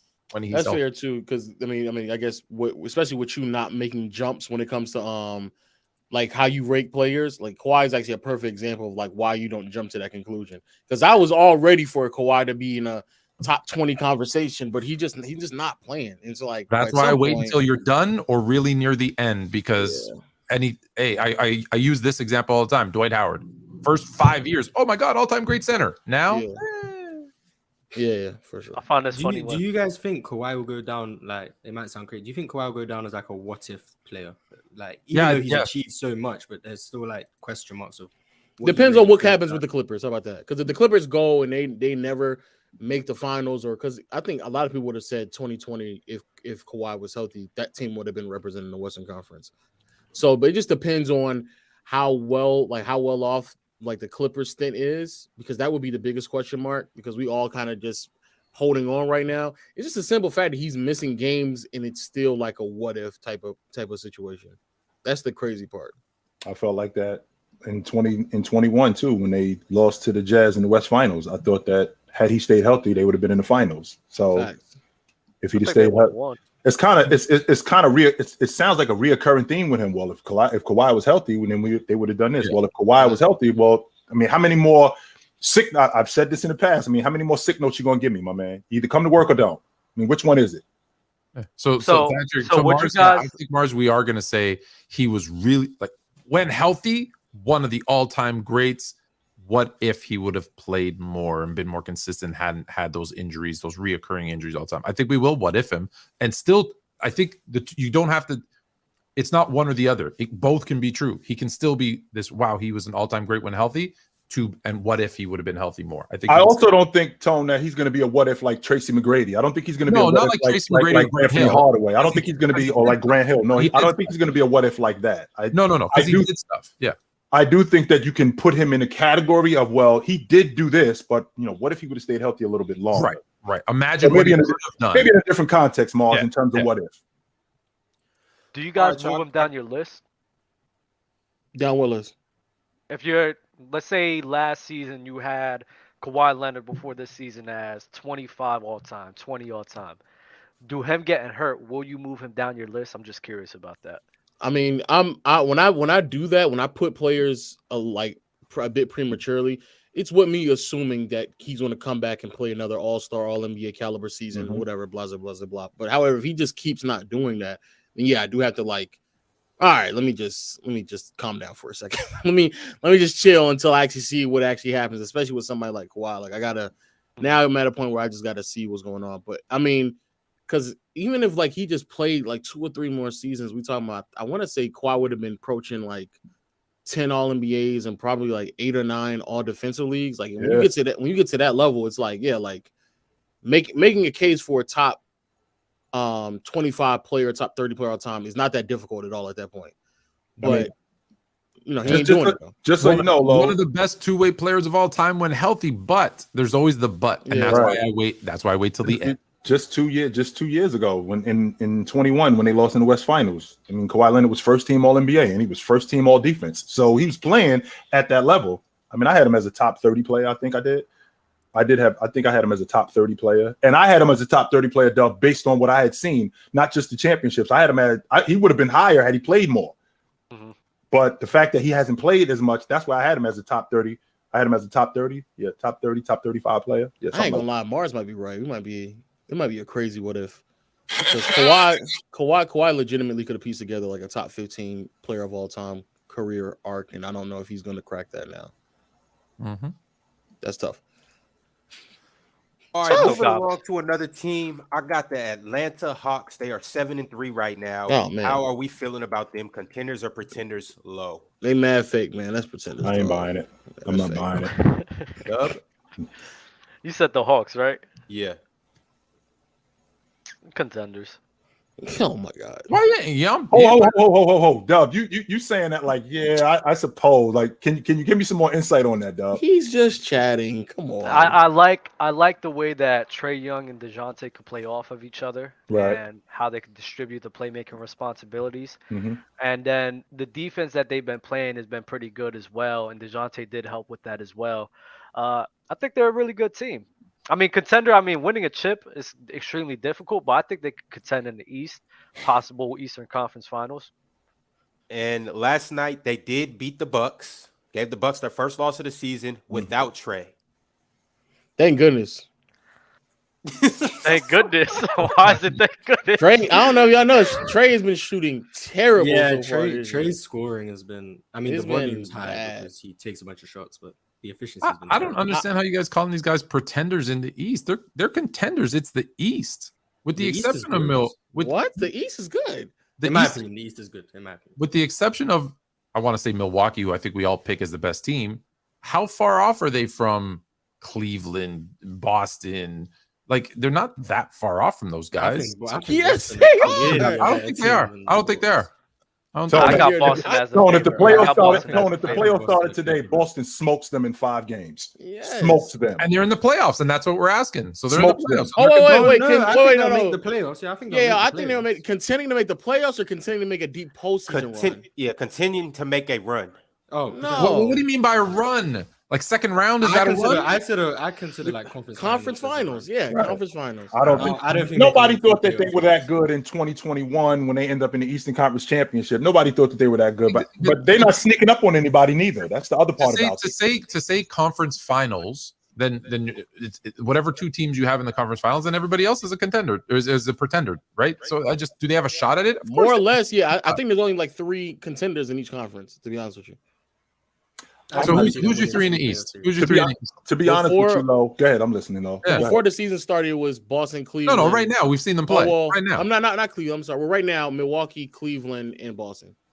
And you think Atlanta has no shot at beating them, either one of those teams in a series? I don't think so. Even Cleveland? Nope. Not even Cleveland. No. Nope. Y'all gonna make me get nasty, bro. Y'all gonna make me get nasty. Let's hear it, Dub. Oh, they just beat Milwaukee last night without Trae Young. What we doing? That's a positive thing. Trae Young would have been Trae Young would have been on. shot checking out there with Anything Drew could Holiday happen, on him. bro. Anything can happen. That's Trae a Young, positive. bro. Come on, man. Him not playing was a positive. If Trae Young starts playing like himself, bro, they could beat anybody. I mean, Trae's not going to continue to shoot these percentages for the rest of the year. I thought that after like the first 5 Exactly. games, To say that they have no shot. Pickett just came up here and clarified to you guys that people can go through 10-game slumps. All right, don't make me bring it back on this. Chris Middleton's still not playing. The shooting isn't the problem for Trae. Around the rim, he's been so bad this year. He's a small guy anyway. I don't think that really. Well, I mean, we've got a 4-year sample of him, and he hasn't never been shot like that over the duration of the 4 years. He's talking about finishing, though. He's talking about he's been going to the rim for 4 years. It leads me to believe that. It leads me to believe that it's going to come up. His 3-point percentage is also down too. I'm looking at his career percentages. It leads me to believe that he's gonna start shooting better, which is only going to help. I think the threes can go in more, but he also takes way too many deep ones where he's never going to be like a 40% guy because he wants to take 28 footers. Like, if you look at his average 3-point distance, it's crazy. He just Drew Holiday on him. Stop. Let's stop. Ain't nobody guarding Trae Young. Let's not do that. Miami. Shut the door. Nah, we boxed him, bro. Okay, so it was a they have the personnel to do that though. Nah, but not when you have a DeJounte Murray next to you who could also be a scorer. Right?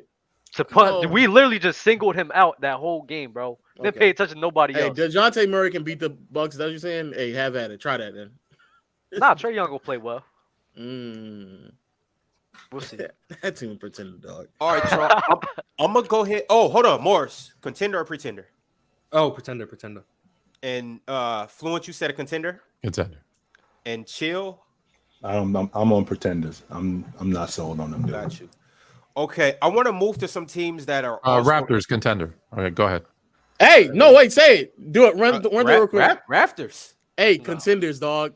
That's Nah. that's a How dare contender. y'all. Yes, How dare absolutely. y'all. Their offense has been very good. This Crazy season. good. I Yo, don't shout know- out I to don't know what's going on.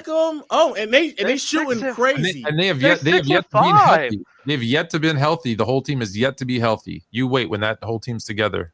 Contenders. And let me just say this. My man up here talking about Herb Jones. I'm gonna be on ESPN, I think, with Richard Jefferson next, telling you OG Anunoby, all NBA team, Crazy. contender for defensive player of the year. I'm He gonna already- all defensive team. Yeah, So here's the problem that we having with that. Well, OG, like you just said, being on the all-league defense. Meanwhile, Scotty Barnes said he the best defender in the league. So two people can't be in a room saying that they're the best. Yes, Two they can. people. Yes, Two they people. can. Two Yes, people they can't can. be in a room at the same time Nah, saying they that they're the could. best. Yo, Hell yeah. That's a good problem to have. It is a great problem to have. It's a great problem to have. Absolutely. Man, that defense is crazy, man. That It's defense absolutely, is and I don't think we talk nearly enough about Nick Nurse and how good he is as a coach and his scheme. Oh, absolutely. Just I've been defensive. saying this for Do you know years that Nick he's in the top Nick three. Nurse has like 10 times more defensive sets than the average NBA coach? I'm sure he does. He throws a Playing bunch that of different. team, He you have throws to a have bunch of different things. Crazy Yeah. basketball IQ. And I'll pat myself on the back. I told you Koloko was nice.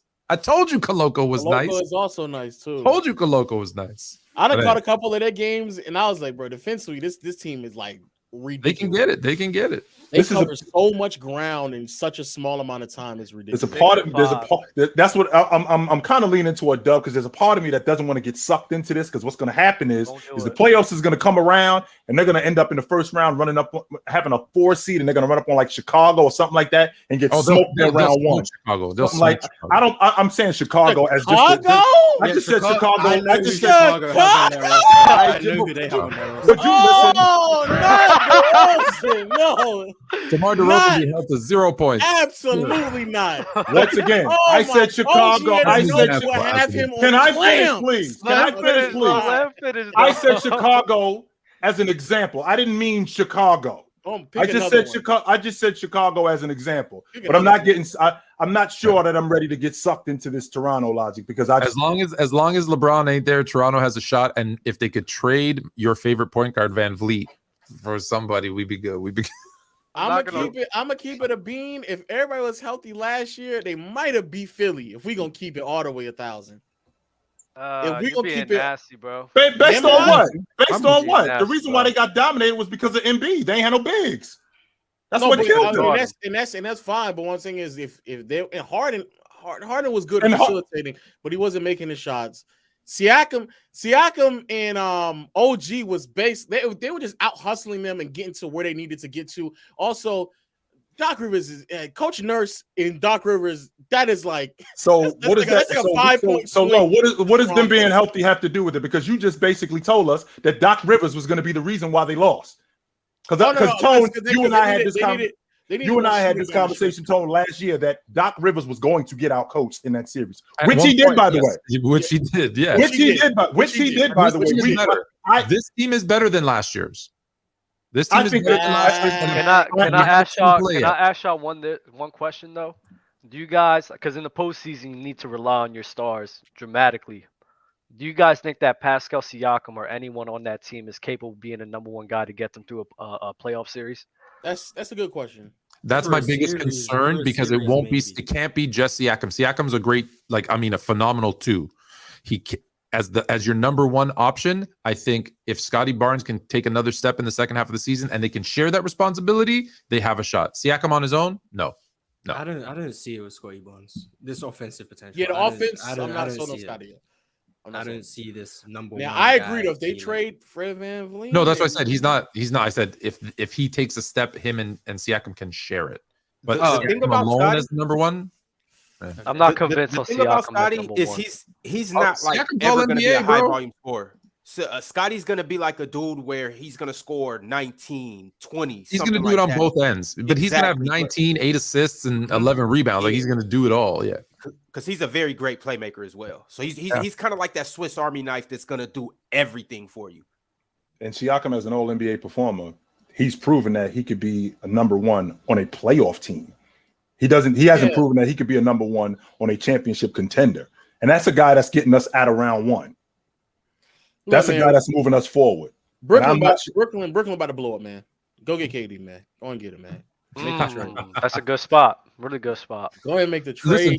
Listen, if Toronto doesn't have to give up Siakam or Scotty Barnes to get a superstar, I said this to Chill a couple of weeks ago. That's where I'd want to go because you have the best group of role players that can do a bunch of different stuff and play D, so you can focus on whatever it is you want to do.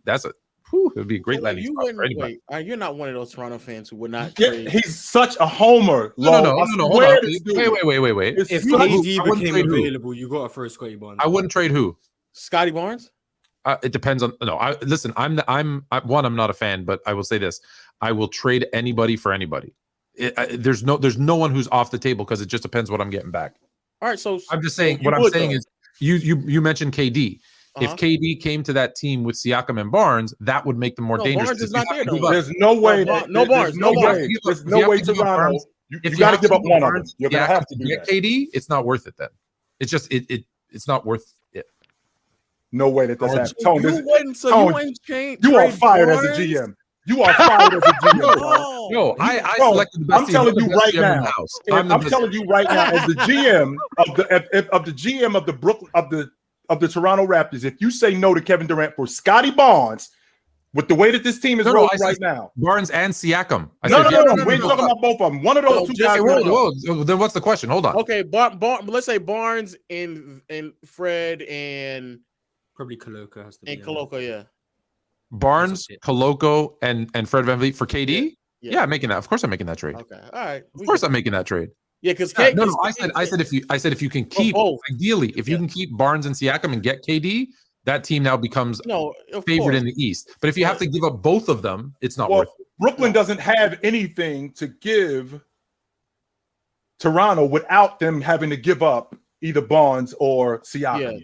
They don't have anything. So one of those two guys. No, but I think the money. Listen, I know it's the money works, but like a Fred, OG, and another piece for KD. No, click. No, we want Barnes.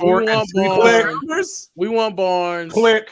Yeah, take Barnes. Well, out. Hold on. Here's the thing, though. Here's the thing. You say click, but that's the reason they couldn't trade him in the offseason is because they were asking too much. But it's getting. So if he wants out and they want him out, listen. We've seen you guys know this. We've seen bad deals.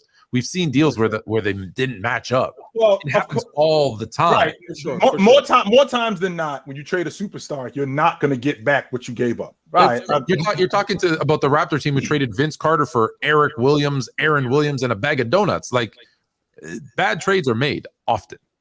Yeah. I need Scotty though. We ain't man. All right, y'all. I got 3 more teams I would ask for that too. Right quick. Yeah.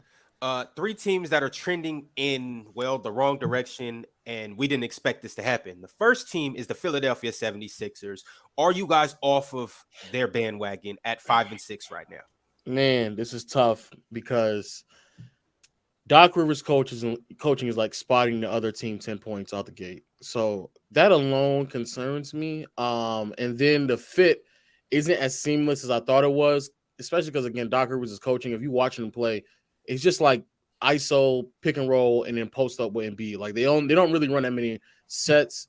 And then defensively, they're not as engaged as they should be. Not enough athleticism on the perimeter, so the transition defense is also very questionable. I've actually watched a lot of their games. And then Harden just is not about to miss a month of basketball. Long story short, I'm still going to stand firm on my contender, though. I'm still going to stand firm on my contender. I think they'll get it around as the season concludes. Dub, how are you feeling about the Sixers? Regular season beast, but they got James Harden. Jesus. Lo, I don't understand why you fighting that, Lo. Why are you fighting that, Lo? What's the problem with that? I don't understand. Every time is crazy. Every time is crazy. He's just a folder, bro. It is what it is. No. I know, but I mean, We got to be real, man. It is. Add that to the fact that Hey, he said that trade Koloko, Fred VanVleet, and Scotty Barnes for KD is a no-go. you're not having it. there you go. See, there you No, go. you're not having See? that. And to add to Dub's point, we have to take into consideration why is James Harden out? And he's playing 20 minutes, I guess. He's on a I think he's on like a foot brace or something right now. I'm glad you mentioned that part, Dub, which means that when he gets this foot brace out, what has to happen? More time. And he's got to get himself back in shape. Which this has been the ongoing theme with this dude for years. Kevin McHale told us this in 2015. James Harden showed up to camp out of shape. All of a sudden, James Harden is showing up to camp out of shape every year. And now it's a coincidence that he's starting to break down? No, he didn't take care of his body, which would explain why when the playoffs started and we got deep into the playoffs, he started to either underperform or break down. It's been a reoccurring theme with him. This is who this guy is. Yeah. Can we just be honest? Doc Rivers is not a good coach. Yeah, that too. Stop giving him like how many years is he going to live off a title that was given to him by a GM? No, Doc Rivers is not a good coach. That team is talented enough to be a contender. He is the biggest issue. It is. Listen, James Harden, I get it, but it's not James Harden. It's not Embiid. It's not Matt. It's Doc is the problem in Philadelphia. Why is Doc the problem, Tone? What's the problem? He's not a very good coach. You said to me last year he's going to get out coached in the playoffs, and he did. Which he did. He's not a good coach. He's not a good coach. So he's not that guy that can bring a team together, put a system in place. We talked about the plays that he's not a good coach. Just let him go. Move on. Good coach. What do you mean by that? Because I've seen him plenty of times having a supporting cast that isn't supposed to make the playoffs and do it. So what do you mean by good? When? Not many times. 2019 Clippers. Is that with Tobias Harris. Clippers, Yeah. That's my bad. Not plenty of times, but I have seen him times. I think he's a good coach. He's good enough to be competitive. Let me ask you this: Have you seen him bring a bad team into the playoffs more, or choke away a 3-1 lead, or get out coached more? Well, a 3-1 lead. I mean, let's be real. Multiple times. How many 3-1 leads did he blow? The most in NBA history. The most in NBA history. That's all you. I don't have to give you another. There was a 3-1 lead where Chris Paul and Blake Griffin got hurt. There's always going to be a reason. There's always going to be a reason. That's a fact. I think it's three. I think it's 3 or 4 of them he's blown. I think it's 3. One of them is because his team wasn't healthy. I gotta look up the other ones too. No. The Houston Rockets. Chris Paul and Blake got hurt. Real quick. Has he brought good teams beyond expectations more, or has he taken good teams below expectations more often? And the answer is talented teams below expectations more often than bad teams above expectations. So Dub, that's what makes him a bad coach. So Dub, in 2003, now I believe it was 2000. It was 2003. He blew the 3-1 lead in Orlando. He did the same thing with the Clippers against the Rockets. That's the one you're talking about where Chris Paul got hurt. All right. Orlando with Tracy McGrady and no one else. Yeah, they still was up. They blew it to Detroit, they got up. Yeah, they blew to Detroit. Right, and then in the bubble, they lost. They were up 3-1 and they lost. The bubble. Jesus Christ. Yeah, they lost 3-1 in the bubble. Which he said that he'll take responsibility for that. Which for that one, he said no other choice. He said he'll take responsibility for that. Which I'm with that. He's blown a lot of leads too. Like that game against that series against Atlanta, he should not have lost that. And you just watch him; he just gets out. And please, can we not forget that? Just so you guys know, and I can't believe Tone didn't mention this. When the Lakers won the NBA championship in 2010, the Celtics were up 3-2 in that series. Just so you know. The Celtics were up 3-2 in that series, going back to Los Angeles. I could understand when you guys are talking about championship aspirations, but say he's a bad coach or he sucks as a coach. I'm just not with that. Majority of times when he's on a team, they're exactly where the level in which we thought they were. So he's mid. It's good. Yeah, mid. Good. Not ass though. You can't say ass. I ain't saying the ass though. If you have a mid coach, with a championship, at least people think championship caliber roster, well then you got to go. Yeah. Facts. When the only time that happened was Clippers 3-1 lead. Yeah. And then every time after that, Kawhi, we just talked about Kawhi Leonard being hurt. He was on the Clippers. Chris Paul was always hurt. Last season against the Hawks. He played. Chris Paul played in that series. He was in that Rockets? series. Yes, he was 4 games. Yeah, he missed the first. He missed the first He came 2 back games during the series. It's not like he missed the last. Yeah, no. He missed the first like 2 or 3 games, even though they were able to gain a 2-1 lead. Then he came back for game 3 or 4. They got the 3-1 lead, and Chris Paul played the remainder of the series. He played. Not only that, like I said, like I said, Dub. Not like I said, they also they was up 3-2 against the Lakers in the NBA Finals in 2010. They also were up 3-2 against the Heat in 2013. I'm sorry, in 2012. They were up 3-2 in that series. That series should have been over. So y'all got it. And again, that is not it, man. It's just not it. Y'all got it. All right, y'all. Moving forward, I got 2 more teams that we have to talk about. The first one is the Miami Heat. Are they contenders and just off to a slow start, or are they showing their true colors at 4-7? Man, they pretenders, man. None but pretenders out there, man.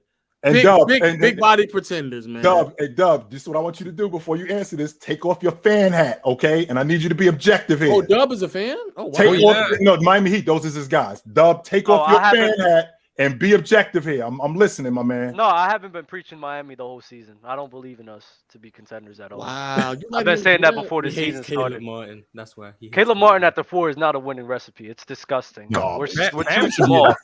Bam should be at the 4. But we got no 5, so we can't have Dwayne Dedmon out You there. need to bring in a 5. They need to bring in a 5. Pat Riley, yo, you gotta make some moves, bro. This roster ain't it, man. Duncan Robinson, I need you to start hitting fucking shots, cause like Jesus Christ, man, like that's your only job. I'm serious. We paid you $90 million to do one fucking job, and you can't do one job. Well, he put his pin on that contract, and it was done. Jesus Christ, Hassan Whiteside all over again. Forgot how to shoot. Don't get me wrong. Like, I'm not gonna say he's not having effort, because Hassan was lazy as hell. But Duncan, bro, I don't know if it's a mental thing or what. But bro, come on, man. You got $90 million to fucking make threes. Make threes, son. Like, come on, bro. Yo, Marz, contenders or pretenders? Yeah, they're for sure pretenders. And on the Philly thing, yeah, I was wrong. I said they were going to be the best team in the East. Yeah, I apologize for that one. That was just bad. Yeah, I'm off the Philly train. So anyone want to clown me for that take, saying they were better than the Bucks? Yeah. I was just wrong. Marz, it happens to the best of us. I got some things that I need to walk back to, but this is not the time or the place for that. I'll vent with that on a whole other time. Oh, it's not the time? It's not the time. Not at all. Fluent, go ahead. How you feel about Heat? I hate to say this. I so many players I like on the Heat that I want to see succeed. I love Jimmy Butler, Bam, Lowry. Yeah, they're pretenders. Chill. Definitely pretenders right now. To me, Tyler Hero moving into the starting lineup and Gabe moving into the starting lineup, that completely depleted their bench. They don't get no production on their second unit now that those guys have moved into the starting lineup. And now you're asking Tyler Hero to not just score the basketball. He's playing against first unit guys, which means he's got to defend. That wasn't his job coming off the bench. And it's looking real tricky right now for them. It's looking really tricky right now. I thought that Bam would be more aggressive offensively this year, and it's starting to upset me because I see the potential in him. I think he could be a 20-10 guy on the regular, and I don't think that not only do they not run enough stuff for him, I don't think offensively he's aggressive as he should be. So yeah, I think that. But you convinced me he needs to be a 4. He does need to be. He needs to be a 4. Absolutely, he needs to be at the 4 spot. He's much better. I'm not gonna hold you. Yo, chill, you right. Like, bro, you got a bag on you, bro. Like, you was in the bubble giving people buckets. Like, you acting like you can't score sometimes. Like, you're not just some regular big. Like, come on, bro. I'm watching him. I went to the Celtic game when they played this. I was at the Celtic game, and I'm watching Jason Tatum switching onto him. I'm thinking to myself, go after him. Why are you? He can't cover you. Then I'm watching Grant Williams switch on him. I'm thinking to myself, go after him. He's too busy looking to run the offense, which I understand that when you're in a system, you got to run the offense to be productive. But I'm watching him and I see a bunch of mismatches, and I'm thinking offensively, you have to be that second guy.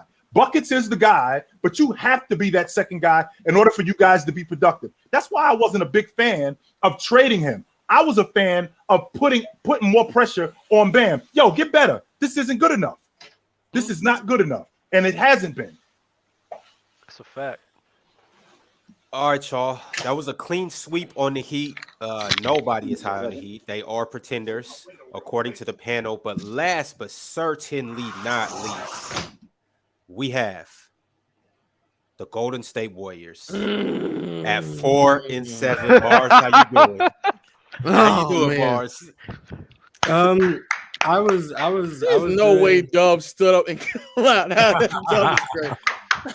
I've been quite depressed watching the Warriors. I had to do a bit of research today. Maybe this counts as the notes I bring to the show. Our starting lineup has been elite this whole year. The 11 games, our starting lineup has been elite. Well, 10 games because we didn't play against the Pelicans. We have by far the worst bench in the NBA. It's disgusting. And to me, I blame Jordan Poole for that so much. I don't know if it's because now he's having to play basketball legally. He's forgotten how to do it because every game he's getting called for about 2 travels and 3 carries. But Jordan Poole in every lineup has been the reason, in my opinion, why it struggles. You look at how our starting 5 plays, it's great. If you look at how any lineup with Jordan Poole in it plays, it's terrible. James Wiseman, I said trash. Like I was right. Marz, quick question on Jordan Poole. Do you think he's playing that way because Draymond punched him? He punched the abilities out of him? He's still busy? No. or do you think Draymond punched him because of that? Mm-hmm. I mean, I think Steve Kerr said it a couple games ago. He's doing way too much. He's breaking the offense. He's trying to, I don't know if he's trying to justify the contract or whatever it is, but he's breaking the offense to try and get his own look so many times, and it ends up costing the team because we're not getting the good looks we want. Even if you look at lineups with Steph and Jordan Poole together, it's a bad lineup because Jordan Poole is doing the things Steph is meant to be doing. They're meant to both be able to operate off the ball and operate with the ball. But Jordan Poole gets the ball and he's like a ball stopper at this point. He doesn't want to move the ball. He doesn't want to create advantage. He just wants to go dance with the ball, carry, travel, turn it over, and have fun. But it's costing the team. But I think the bench can figure itself out. I don't think we'll have the worst bench in the league the whole year.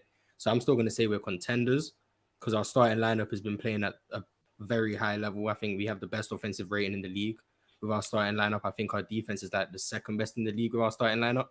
And that's like in a relatively strong sample size. We played quite a few minutes with that lineup. So I think we're still a contending team, but the bench really needs to figure itself out. And I wouldn't be against trading James Wiseman, Jonathan Kuminga, Jordan Poole, if the right package came along, because those guys still have value. They just don't have value right now on this team.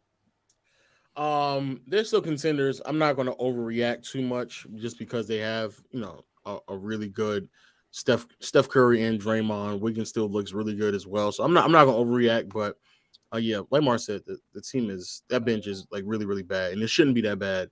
And also, James Wiseman is Kwame Brown. So yeah, there's that. Wow. Thank you. He's bad. He wasn't even in the rotation yesterday, and we won. I'm not saying it's because of that, but he's bad. Did I not see him posting up, like calling for the ball in the post a couple of times too? Like what? What's he thinking? No, it's not. It's not. That's what he's thinking, Tone. That's his game, and that's why this isn't working with the Golden State Warriors. That's the problem that we have. He wasn't a post player at Memphis. I mean, there was only 3 games, but he wasn't a post player. He should not be asking. He was more like a nothing. run the floor. Okay. Right. He was more of a mid-range. He was more of a mid-range guy. He was not only was he more of a mid-range guy, he was somewhat of a post player when he played at Memphis. That's what Hardaway was trying to do to him. He was expanding his game to the mid-range, but he had him in the post a lot. Add that to the fact that over the last 4 games, I think he's averaging like 11 minutes, 3 points and 2 rebounds. And I think the problem that we have with James Wiseman with this group is that he doesn't fit in their offense. And James Wiseman's offense is predicated on him being the rim protector and a defender. Like when he ain't rebounding, when he's not running the floor, he's completely and utterly ineffective. He's giving you nothing. And but okay, listen, but hold on. Some of that is Elder. So I'm going to go back to last week with his horrible take that Steve Kerr is a better coach than Greg Popovich, because some of this has to do with their roles.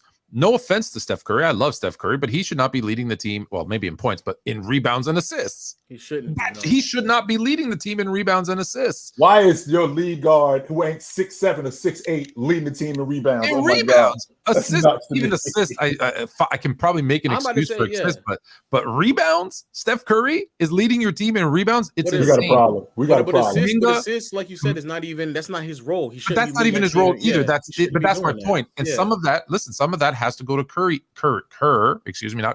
Kerr, in making sure these guys understand what their role is. If James Wiseman doesn't understand his role, which is to run up and down the court, snatch rebounds, block shots, and set screens so that Curry can get open shots and Poole can get open shots and Clay can get open shots, then he doesn't understand his role, and you need to have a serious conversation with him. Maybe so him not fitting, part of that has to come to Kerr, making sure he understands his role. Same thing with Kuminga, same thing. Like, there should be 3-4 guys with more rebounds per game than Curry. So I agree. Particularly one of them coming off the bench named James Wiseman. Particularly James Wiseman. So you're right. If he's not going to – now, if he's just not listening, he's getting the coaching, you're right. Then trade him, because someone's going to say, I can make him work because he's got so many of those, the tools, the athleticism. He looks the part. Someone will take him, and you can get something good back for him. But you need people in those roles. That's why Draymond was so important to this team, right? He's the one that typically led the team in assists, got the offensive going, did the dirty work. Well, that's what we were expecting Wiseman and Kuminga and those other guys to do, was take on that role of the dirty work, rebound, those types of things.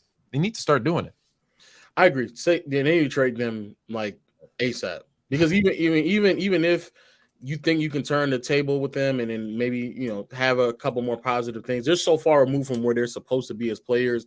I mean, there's just no need for anybody just spending any time with them. And I mean, you're playing for the Warriors, bro. Like, if you can't understand what you need to do offensively, playing next to Steph Curry, and if you don't understand defensive schemes, standing next to Draymond Green, or it's taking you too long, bro, just go get somebody else. There's plenty of teams out there that need to be tanking anyway who don't mind taking on maybe a draft pick and some young players for some quality supporting cast members who are veterans who are willing to work within the system. Yeah, they don't have they don't have a lot of years left with Curry. Right? Yeah, they don't take advantage now. And Curry's playing out of his mind right now. There's no need. He's playing at 2016 levels. Yes, he's playing at 2016 yes. levels. I think he's been the best scorer in the league this season. That's how great he's been playing. Marz, you could call up Brooklyn, and they will hand over whatever you want for James Wiseman. I'm certain. I'm looking at Utah Jazz right now. I was about to say the Jazz. Jared Vanderbilt for James Wiseman seems fair, in my opinion. I'll happily take Jared Vanderbilt. You can have James Wiseman and tank your days away. I don't care. I just need someone who can rebound, play defense, protect the rim, and can play alongside Draymond Green. James Wiseman can't do that. Jared Vanderbilt can. I saw him do it with Minnesota. He made Karl Anthony Towns not look absolutely abysmal, just slightly less abysmal. Towns is another one, boy. Towns. I think told you Minnesota was whack. Boy, Towns, boy. And to bring everything to perspective, Steph Curry went nuclear last night. He had 47, 8 rebounds, and 8 assists. That's Steph for MVP take is aging quite well right now. Dub, how do you feel about them? Contenders or pretenders? Everyone knows I hate Steph Curry. Really? It is not news. Everybody knows it is not news. Dub hates Steph Curry. Why do you hate Steph Curry? Because everyone else was loving him, and he has to be the contrarian. Oh, okay. Oh, Dub the contrarian. And he's light skinned. What are you? Like you, by the way. Yeah, no. But I just, what's it called? I think that is a crazy soundboard. I agree with Marz though. I think Jordan Poole has proven why Draymond Green punched him. He got too much dip on his chip. He's just playing way too out of his element, as if he's the guy. He needs to chill out. He needs to be reminded that no, you're a role player on this team. You need to play within the confines of this team. Stop traveling. Stop doing too much. And I think they'll just work itself around. They just gotta adjust. I mean, Draymond must have punched him for a reason, because he got too much dip on his chip. I mean, I don't know what you really get back for Jordan Poole. Besides, he has a large contract. Maybe you can get. Okay, first of all, let's dead the trade Jordan Poole logic. There's a reason why they extended him. They did not extend him to trade him. No. I'm sure James Wiseman is in the window. They extended him with the thought that he would take a step forward from last year, get better. And if he's going to play out of his element and not take coaching and think he's the superstar of the team and be a cancer, then you got to cut that shit out. Fact. Fail quick, Jay. Fail quick. Right, you have to fail quick. I'd entertain trading him, but I wouldn't be shopping him. The Warriors are the Warriors are. Well, you got to give them time to adjust, though, Fluent. You 10 games. That's where we are. All right. After Jordan Poole, why did Jordan Poole need time to adjust? He's been on the team. No. Like, you know how sometimes when you're in an environment, sometimes you think you're better than what you are, and you just start acting out and stop being your usual self because you think you're better than what you are. The reason I'm saying give it time because let him have time to come back down to earth. Let him recognize that he is who he is and adjust to that role. I think 10 games is like, come on, man. It's That's like not Jordan adjusting. I That ain't agree. adjusting. I'm not The pressing only panic person buttons the right only now. person that will know this is Jay. Remember the old Looney Tune cartoons when Bugs Bunny used to smack Daffy Duck on the head and he would change his personality and you have to hit him again with the frying pan to get him back? I think Draymond just needs to punch him again to bring Jordan Poole back to where he should be.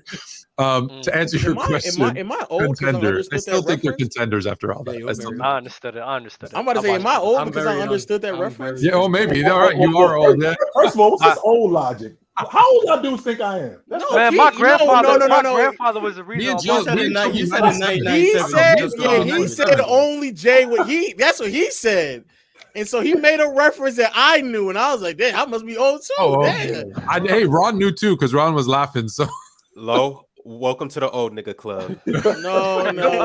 I got one more year. I got one more year. You about to Got turn one more 30, year. 30? Yeah, I'm about to turn 30. I got one more year. yeah, me too. 30, 30. Okay. Low, I can't wait to fly out to wherever you are and celebrate I'm your about to turn introduction 30. into the Hall I'm of about Old to turn 30 Niggas. for the second time. Oh, man. Nah. All right, y'all. Chill. Contenders or pretenders? The Golden State Warriors. I still think that the road to the NBA championship in the Western Conference goes through Golden State. I'm still until they prove me otherwise. The road to the NBA championship goes through Golden State. Wiseman hasn't played up to what I thought that he was going to play to. I thought that this year was going to be a better year for him. Same thing with Kuminga. I watched Kuminga, and Kuminga just something doesn't compute there. It doesn't seem like he's getting it. I thought that we would be further along with him. I thought that he would be a better transition player. The schemes defensively, he doesn't look completely on board like he did. Like I think he should at this point. It just seems like he's not really getting it. I think losing Moody was a big loss for them. But I still think that with the starting five that they got and Jordan Poole getting himself back offensively, the other problem that we have in Low is we can't hide Jordan Poole defensively. He is lunch. I just want to put that out there. He is a bucket of extra crispy on defense. They go after him, and they don't waste any time with him at all. So he has to get better defensively. But I still think that the road to the NBA championship in the Western Conference goes through Golden State. To be the man, you gotta beat the man. Luka's gonna defeat the Warriors. Can't wait. Luka's a better player. He hates Curry. I'm not a fan of this Luka hype tree. That's all I gotta say. All right, y'all. I just posted a poll. Please go vote on that. Also, if you haven't liked the video, like it now. Can y'all? I see it's like 1,400 people in here, and we're straddling around 400 likes, under 400. Can y'all get us up to 1,000 right quick? Get us up to a band right quick. I won't mention nothing else for the rest of the show. We have some super chats to get into. My man Drink More Water chimed in. He said, if Cap-A-Lot Records is a real thing, who from the panel would be the music executive, the producer, the artist, the manager, and the promoter? Do any of you guys want to take this? He just lied about what he just said. He just lied about the whole entire time about what he just said. How you gonna tell a man? How you gonna tell a man who edited videos, who was there at the same time as you, who watched the thing over again about what you said, bro? Ticket. He's everything. Everything, bro. Ticket is everything. I'll take the promoter because I'm pushing my ticket agenda, and I don't think he capped. Oh my god. Lu Yi 139 chimed in with the super chat. He said Kyrie was posting about Haiti to show some awareness about what's going on in the country. And no one in the media spoke about it. Shaking my head. Yeah. That's what I said. Salute. Praise the Sun chimed in with a super chat. He said Brett Favre still endorsed by Nike. Robin the Hood. By the way, make sure we remember that Brett Favre, he is involved in a scheme right now. He took $5 million from the welfare system in Mississippi. That's what he said.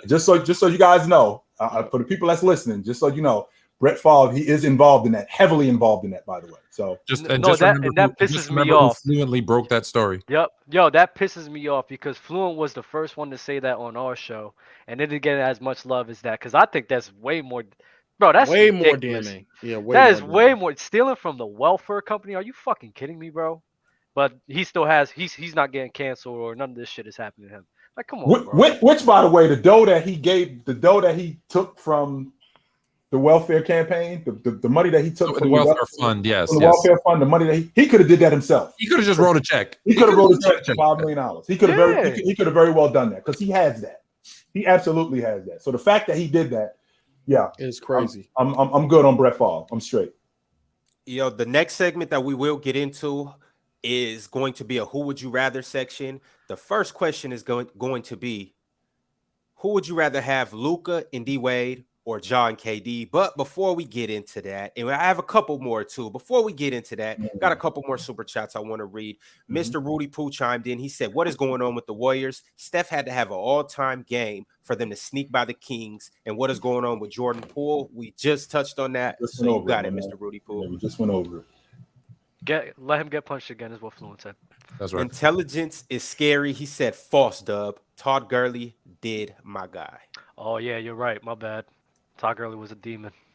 Who's it? What's the guy? The guy from Denver. I always forget that What, they the ran running into back? the ground. No. That won them the Super Bowl. Terrell Davis. Terrell Davis. Terrell Davis is another one. Yes, sir. Go ahead. I don't know what the context of this conversation. Oh, is. Dub was saying how Derrick Henry. Henry, they no one has been ran more than Derrick Henry to whatever he said. Is that true though, Dub? Because I'm pretty confident that Tennessee did the same thing to Eddie George. They ran him into the ground. No. We was talking about recently. Like recently, nobody else is doing it. Yeah. Right. All right. That's fair. King GD said back at it with the Dub group, but who is looking like MVP right now? I think Curry or Luka or Giannis are top 3, period. Okay, so let's dead the Curry logic. They're at the bottom of the Western Conference. If the season ended today, Curry is not in the MVP conversation. He might be playing like an MVP, but that team is whack right now. We can have this conversation about them again in another 2 months.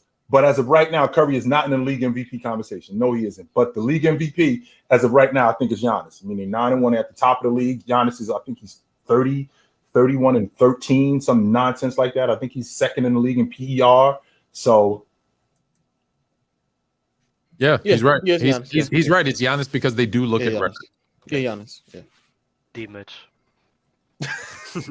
Actually, D Mitch is a better. That's not nonsense. More than Curry right now because of record. Actually, that's not nonsense. That's not nonsense. Yeah, Curry wouldn't be in the rankings. I mean, Jason. Yeah, it's just because of the team record. Like, who Marz? One more time for the people in the cheap seats, Marz. Jason Tatum would for sure be above Steph Curry. Jason Tatum's been great. I don't know why people. Absolutely. Oh yeah.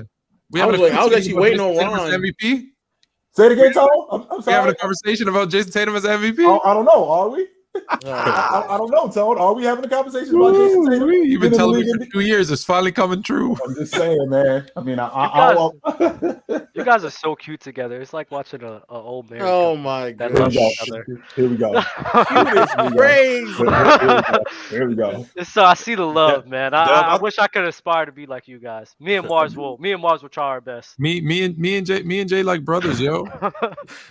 Marz, don't take it that way, okay? I'm sorry. Oh my god.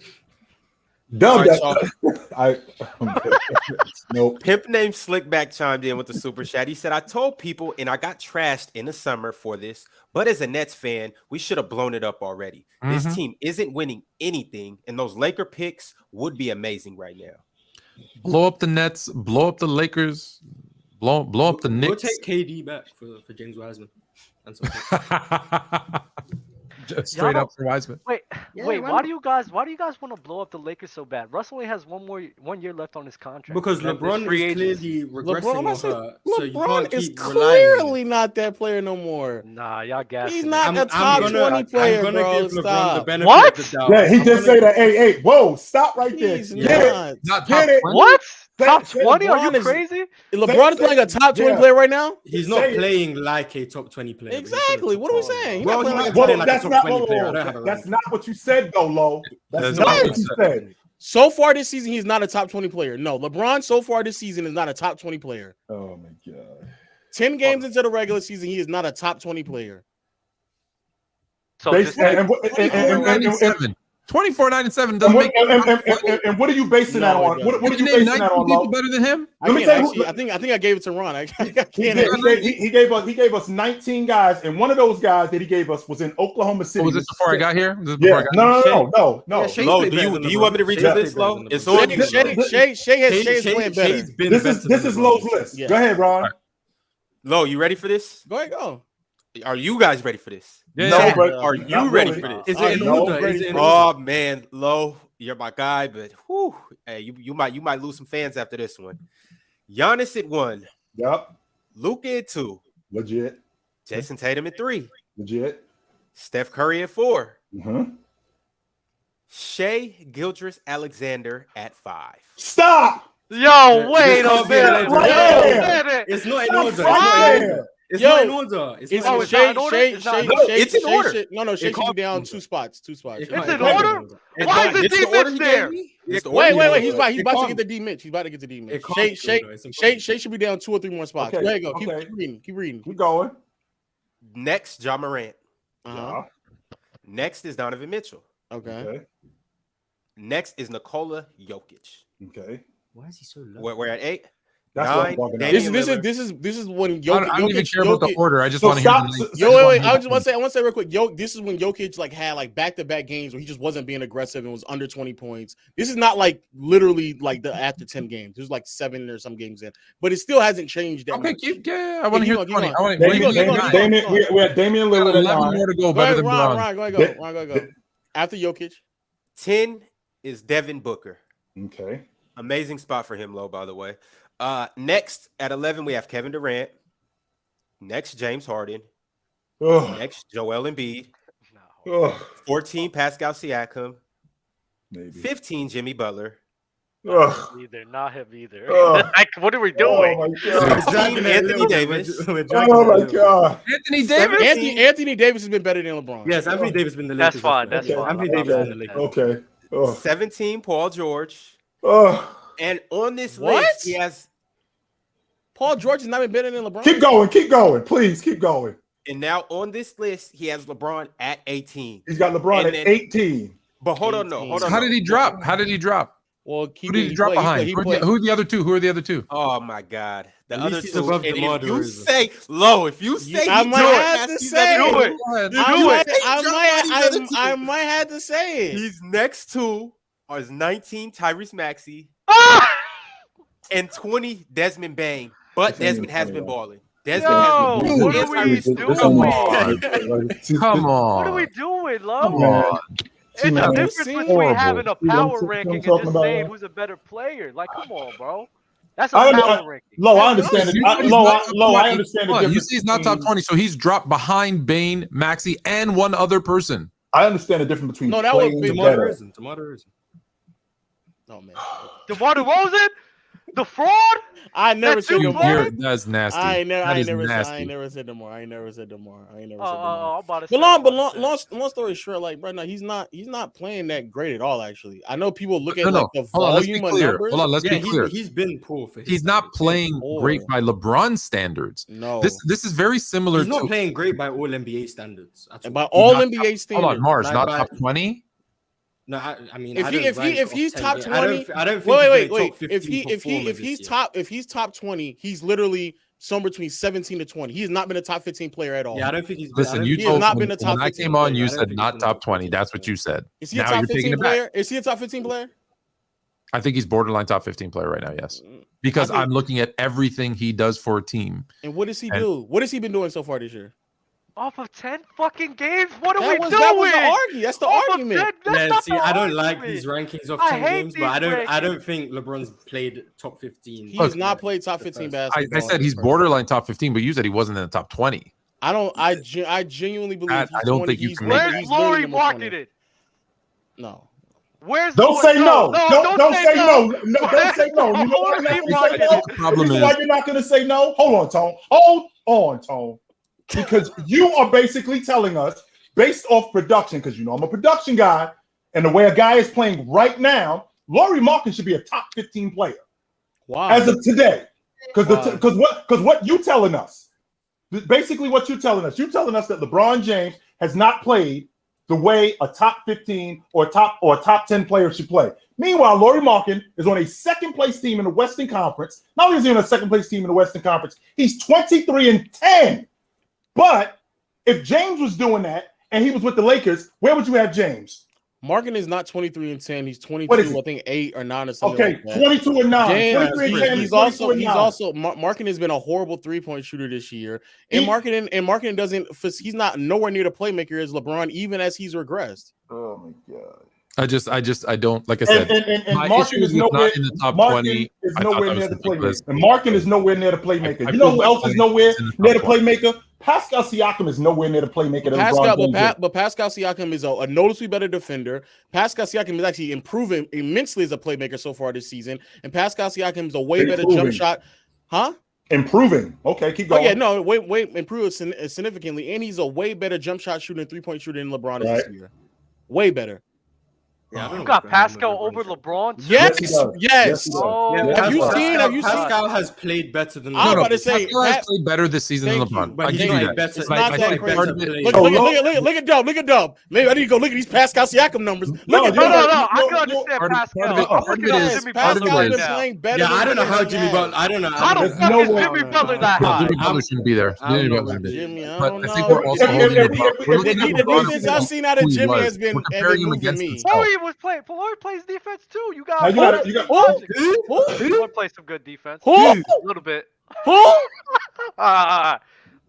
No, you say LeBron played defense. Now you got to remember too that we're talking to Low, who is a Laker fan, who is expecting a lot more from James.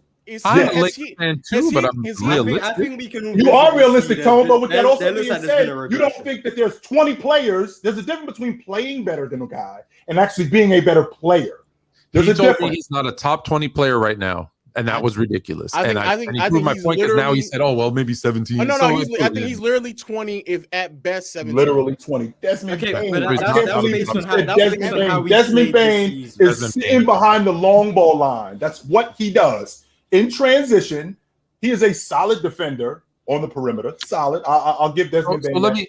LeBron has been a negative. He is a solid defender on the perimeter. You're building a team. You're not even building a team, Tom. No, we're not building a team. Today. I'd rather have Bane than LeBron today. Have y'all seen LeBron play? This is going to be bad on TikTok. Like terrible. Wait. Let me. And then Dub is gonna purposely cut out when I said today. He's just gonna say, "Yeah, I'd rather have Bane over That's LeBron." Not true. That's not true. You're still gonna get played. So you can get the LeBron just shot 1 for 17 from behind the arc in the last 3 games he's played. Where do you have Drew Holiday? Is Drew Holiday above him? No, Holiday's actually he been turning the corner offensively. If he was better offensively for the entire season, it would definitely be in a conversation, without a doubt. James has not shot the ball well. Before, I think 2 nights ago when they played Utah, he was coming into that game. I think he was 5 for 31 on the long ball. And 0 for 12. Way you going to talk about fucking offense, but have Jimmy Butler. My bad. I'm sorry. No, you straight, dog. Go ahead, dog. Go ahead. How you gonna talk about offense with Drew Holiday? He's averaging 19, the same. I said if he turned the corner off, like he was a bit more efficiently. He's more efficient. I'm talking about being more than LeBron. I'm talking about a bit more efficiency than what he's normally doing right now, because the volume for what's his name just isn't there for me. The scoring volume. Someone in the chat said De'Aaron Fox. Why is he not here? Who has been playing really well. Has been playing. And this is the thing, De'Aaron Fox. It's bad day. This is the thing, Lo. Take Jimmy out and De'Aaron Fox. There you go. This is the thing, Lo, because when James, because in, I don't know, let's say another month, let's say another 2 months, if James starts to play better, because you're basing this basically on what he's doing right now, even though he's 24, 9, and 7. Right now, his long ball, his ability to shoot the long ball has not been very good lately. No, it hasn't been. And his ability to defend, Anthony Davis is the anchor of that defense, and he hides a lot of stuff that they have defensively. He does, no question about that. But to say, if I'm looking at the landscape of the NBA, and to say that I got 15 guys that I'm going to take before James today, I can't do it. I can't. No, but I mean, just like, I know, because everybody keeps telling me about, like, oh, he's averaging 24, 9, and 7. Like, yeah, but like literally, like some of the players that are on the list that I have are also having great points, rebounds, and assist years as well. So Correct. it's not like They he's are. the only one. So Correct. when that argument is being made, it's also just completely, and I do mean completely, removing the efficiency, the defense, the consistency that's being done at, how it's impacting wins. Some of them numbers, and this is not like a huge knock on him, but some of them numbers came in it's a huge knock, blowouts. 20. It's a huge knock. It's a huge knock. Some of those numbers.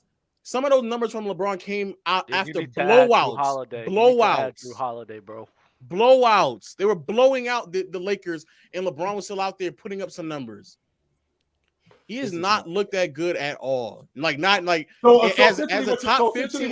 So essentially, what you're telling us right now is that LeBron basically those numbers are empty numbers. That's essentially what we're getting right now. Not all of them. Those numbers are empty. That's essentially what you're saying, because there's stretches where they're empty numbers. Yes, without a doubt, there are stretches when they're empty. Yes. So if that's true, if you take James off this Laker team, are they a better team? Because apparently what he's doing is empty. He's not giving them anything. I'm gonna keep it a being with you. Last night they look way better offensively than they have been with LeBron. So if that's true, then why are we stopping with them looking better with it? How about we? Because again, Lo, you've said this to me more than once, more than twice. You said this to me more than once, more than twice. I'm looking at the Lakers. I'm looking at this Laker team, and I'm looking at how they're built. And are they built to win the NBA championship? No. So why are we still having this conversation? Blow this thing up. James gone. Anthony Davis gone. I've been saying that too. Blow it up. Your best player, right? Your best player is 30. He'll be 38 years old next month. That's your best player. Your second best, I agree. Your second best player in Anthony Davis, who you've proven, your second best player, you've proven, right, that you can win it with him, except he hasn't been consistent health-wise. And your third best player in Russell Westbrook, we all know that we can't win it with him as our lead guard. So if championship aspirations are the goal, what are we doing here? Why is this? I agree. I said last year, blow it up. I said that last year. And if that's true, James also. Wow, I can't believe I'm having this conversation. Hey, you the one who got all worked out. I'm saying so far into the season, I think there have clearly been 15 players that have been performing better. And I think if you really watch them play, you can easily amount to 17, 18, really close to between 20 names that are damn near better than LeBron. And James has had some. If you want to disagree with me with 2 or 3 names, fine. I'm not gonna debate and argue you down with some of these other names.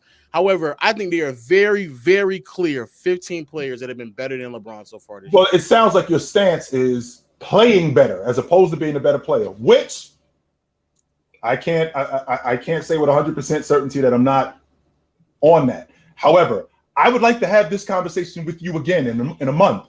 And it will change. I would like to have this conversation with you in a month. In another 2 months, I'd like to have this conversation with you again, because I'm having a very difficult time in November of 2022. Even though I thought that James would be out of the best player in the league conversation at this time, I did think that. However, James is on the bottom half of the top 20. Yeah. Oh my God. But have you watched him play? I have watched him play. He's bad. He's shot a lot of ill-advised threes. Yes, he's not. He shot a lot of ill-advised threes. He's still one of the best players going to the rim. There goes his legacy. He's still one of the best transition players in the game. No doubt about it. Still one of the best transition players in the game. Still one of the best players going to the rim. Still one of the best distributors in the game. Yes. Still one of the best rebounders at his position in the game. The problem is that the Lakers, the way they're constructed, they play not to win basketball games. They shoot the long ball at a high rate, which they shouldn't be doing. They don't. He one of them, right? Yeah. And that's my point. He's one of them who do it. They shoot the most on the team. Right. Yes, he take the most on the team. What are we doing? We doing super chats or would you rather's? We're definitely doing super chats. Oh, okay. Would you rather have LeBron or De'Aaron Fox? Drew Holiday. You need to put Drew Holiday above him, bro, according to your logic. Yo, I'm gonna post this list one more time for you guys. You can put it up there. Dub, you can put it up there. I ain't putting that shit up there. That's black. Yo, you can take Jimmy. No, this was before I put it in order. So SGA at 5 isn't like the actual thing. But yeah, y'all, you can just take Jimmy out, put De'Aaron Fox, and you got the list. I just love that the argument was he's not top 20 and he's sitting at 18 on this list. To be fair, I might have jumped the gun when I said top 20. But this is the list. This is the list where I was like, yeah, LeBron is like, so he is top 20.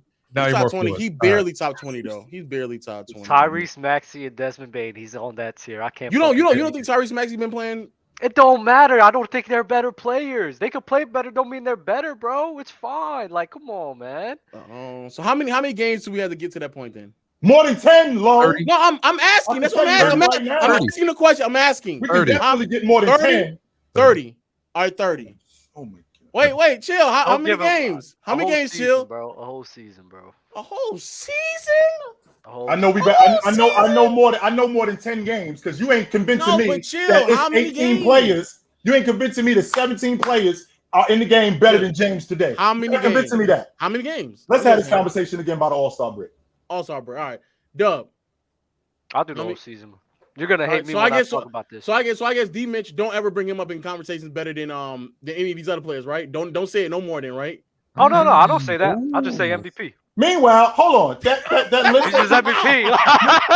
Meanwhile, and Ron, that list that you just had, is Donovan Mitchell on that list? Yeah, it's on there. Yeah. Okay, He's right under John. Yeah, he's right. He's under I John just Morant. want to make sure. I just want to make sure.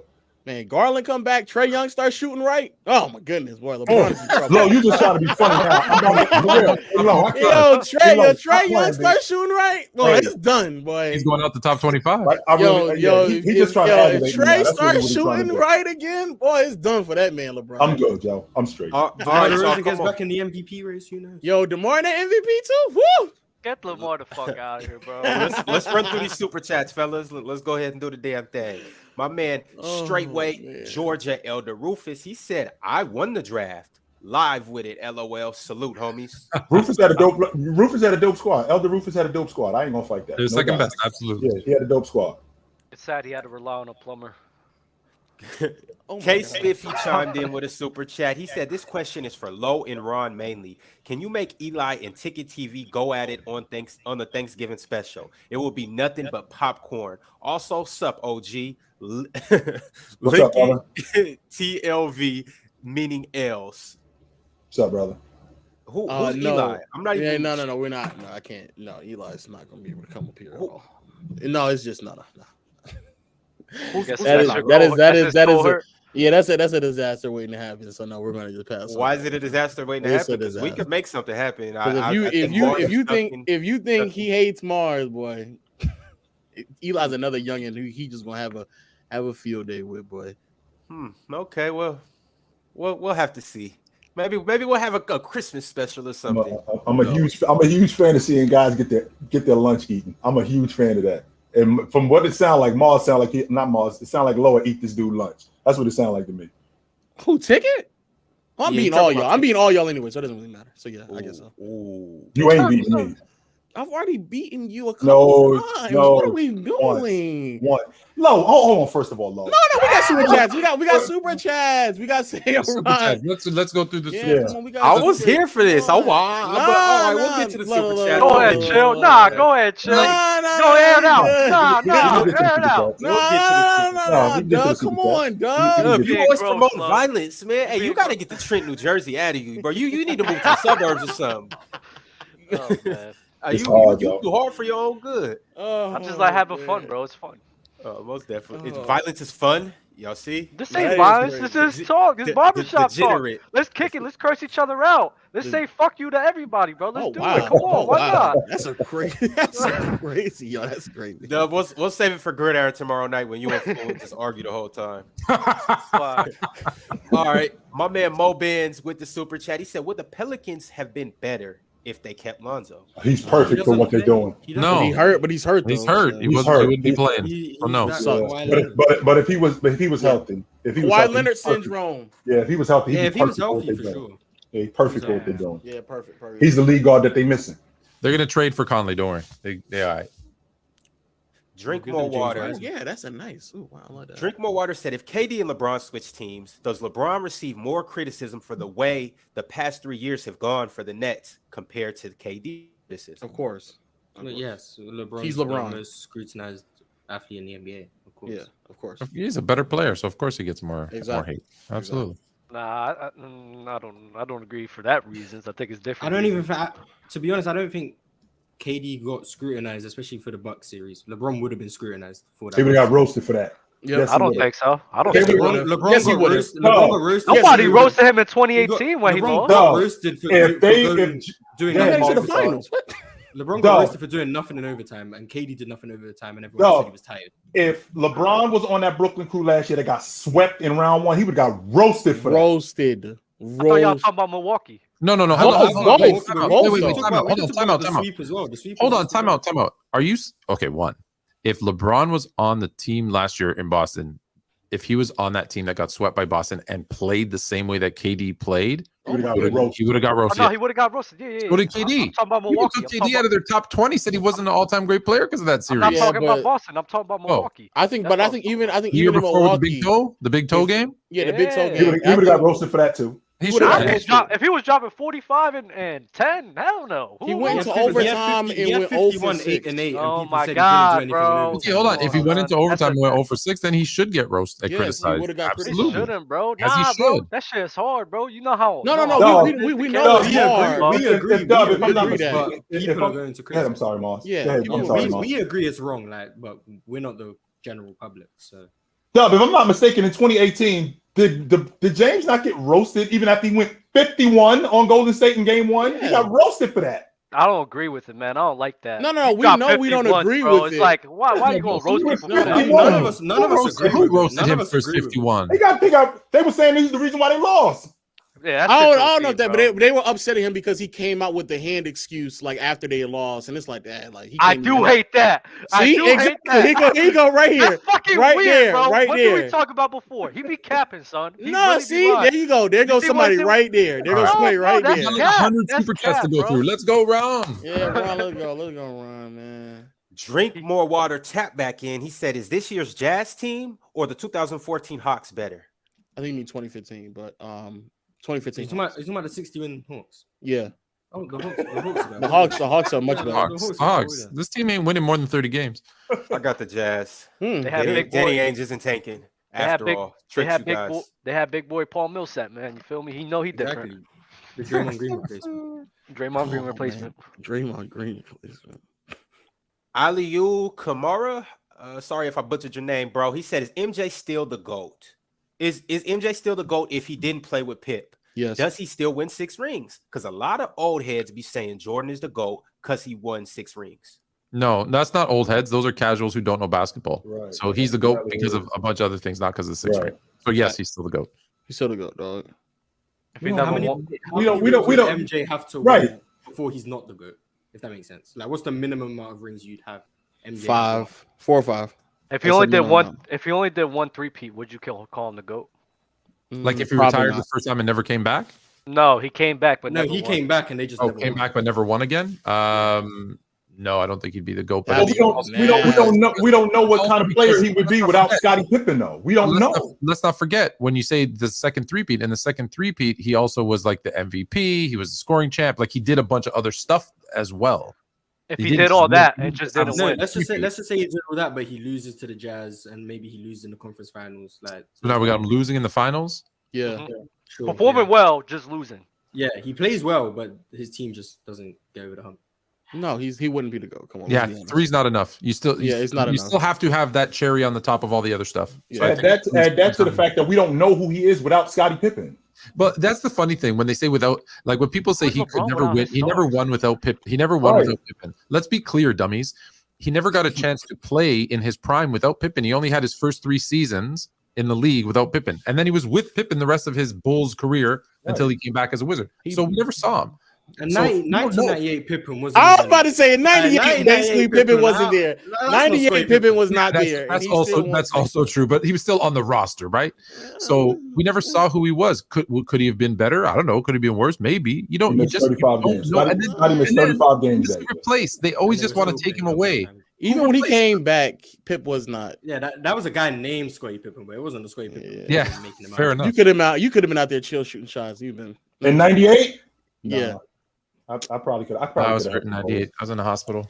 I could probably help the Bulls. All right, y'all. The BMG show with the super chat. He says, "Shout out to Chill, big respect. But Kobe is either overrated when you put him in the top 3 by his stands, or underrated by having him non-top 10, 6th at best." I have him 5. I got him at 11, right outside the top 10. Get y'all threes up, because that's where we going with it. Oh my god. BMG show again said, by the way, Steph is easily 8th all time, and Giannis is 20th. Easily is crazy. Damn! Easily is crazy. Like right now? See, that's what I'm talking about, man. When you say stuff like easily Easily is pretty crazy. that's take the nuts. guys- The easily, yeah, the easily. Easily is, yeah. I I respect mean- the older players, man. Easily's kind of I dry. mean, if you take guys like Wilt and Bill out, it's not ridiculous. No, because I still think you have to bend your criteria to very Look unorthodox at criteria. Doug. to Doug get him is a to 8. nasty individual, dog. You see him right, Low? He the dude. Yeah, I sitting know. outside. Doug is You crazy. know, you said you soft, right? You know, you a punk, yo. He was just in the lunchroom. He said you a punk, yo. You know nothing about that? That's Doug. That's Hey, Doug right that there. is Doug. Going That back is to that Doug. old super chat, Dub, maybe you're the promoter. Oh, absolutely. Yeah, that's what they said in the chat. Yeah. That's what Dog they said in King the right chat. there. Yeah, it is. You try to take, try to take the eyes away from you by saying tickets, everything. I think maybe you the promoter, bruh. Facts. I just don't know how you could just lie with so much conviction.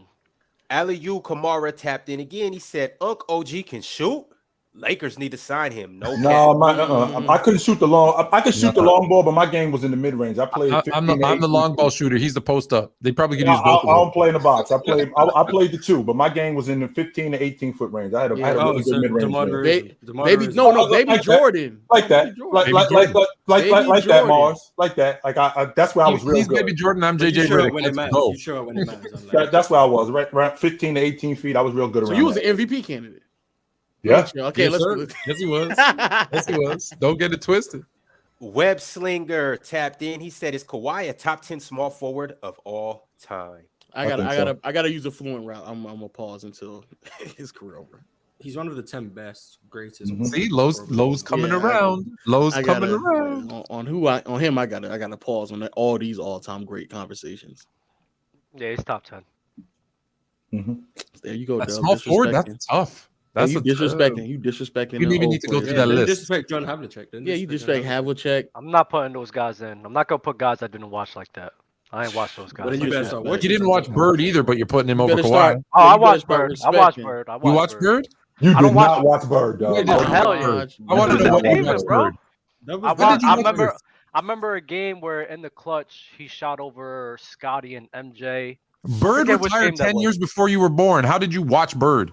Fucking YouTube. YouTube. It's on It's the YouTube, right? internet. What are we doing? When you say you didn't watch that person, I was talking watch that person, not Oh, You have to be there. You have to experience. Oh, yeah, you're right. I can't have a take on things I didn't watch. no. I Oh, didn't that say ain't true. I'm That sorry, ain't true. Flo, No. I'm sorry. That ain't You true. said- okay. you I wasn't around when Chamberlain was playing. I You wasn't said around, and you Havlicek. know how I You feel said about him. Havlicek. I don't look at a guy that I didn't watch play because of Havlicek. So I'm assuming meaning you didn't. We watch ain't even him gone back and watch him. I though. watched 50s and 60s, but I tried. I told you I tried. I can't watch it. Havlicek is not in the 70s. Havlicek What in the was world playing is in your the 70s. problem? What, he was in the 70s? Yes. Oh, I ain't watched his ass. Won 2 Wait, championships. aren't you the one who said that you more He inclined to retired talk like about? 2 years Let me before tell you. Bird got in the league. Something like that. I ain't watching Havlicek, bro.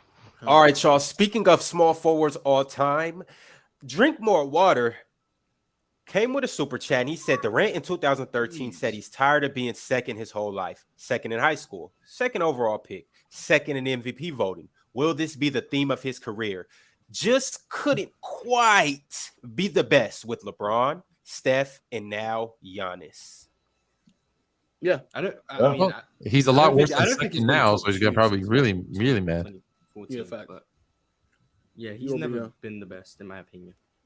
Poor No, KD. he's never been the best. I mean, you can make an argument that he was the best player, but I don't think that he was ever better than James. Yeah, I don't think he was. I never felt like that.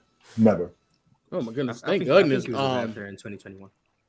Thank goodness Dill not here, man. All right. Dark Ambition chimed in. He said Harden looking like an origami paper at this point. I don't know what that means. Folding, he folds. That ain't news. Oh my god. Z Dub, the other Dub, with the super chat. He said, Ron, Kawhi not top 5, not even top 10. Get off the train. Never. Damn. The BMG show said, I wonder if Ticket still has Jimmy Butler top 5. He probably does. He probably does. Yeah, just He try to should. prove a point. He stands on that. Yeah, he does, without a doubt.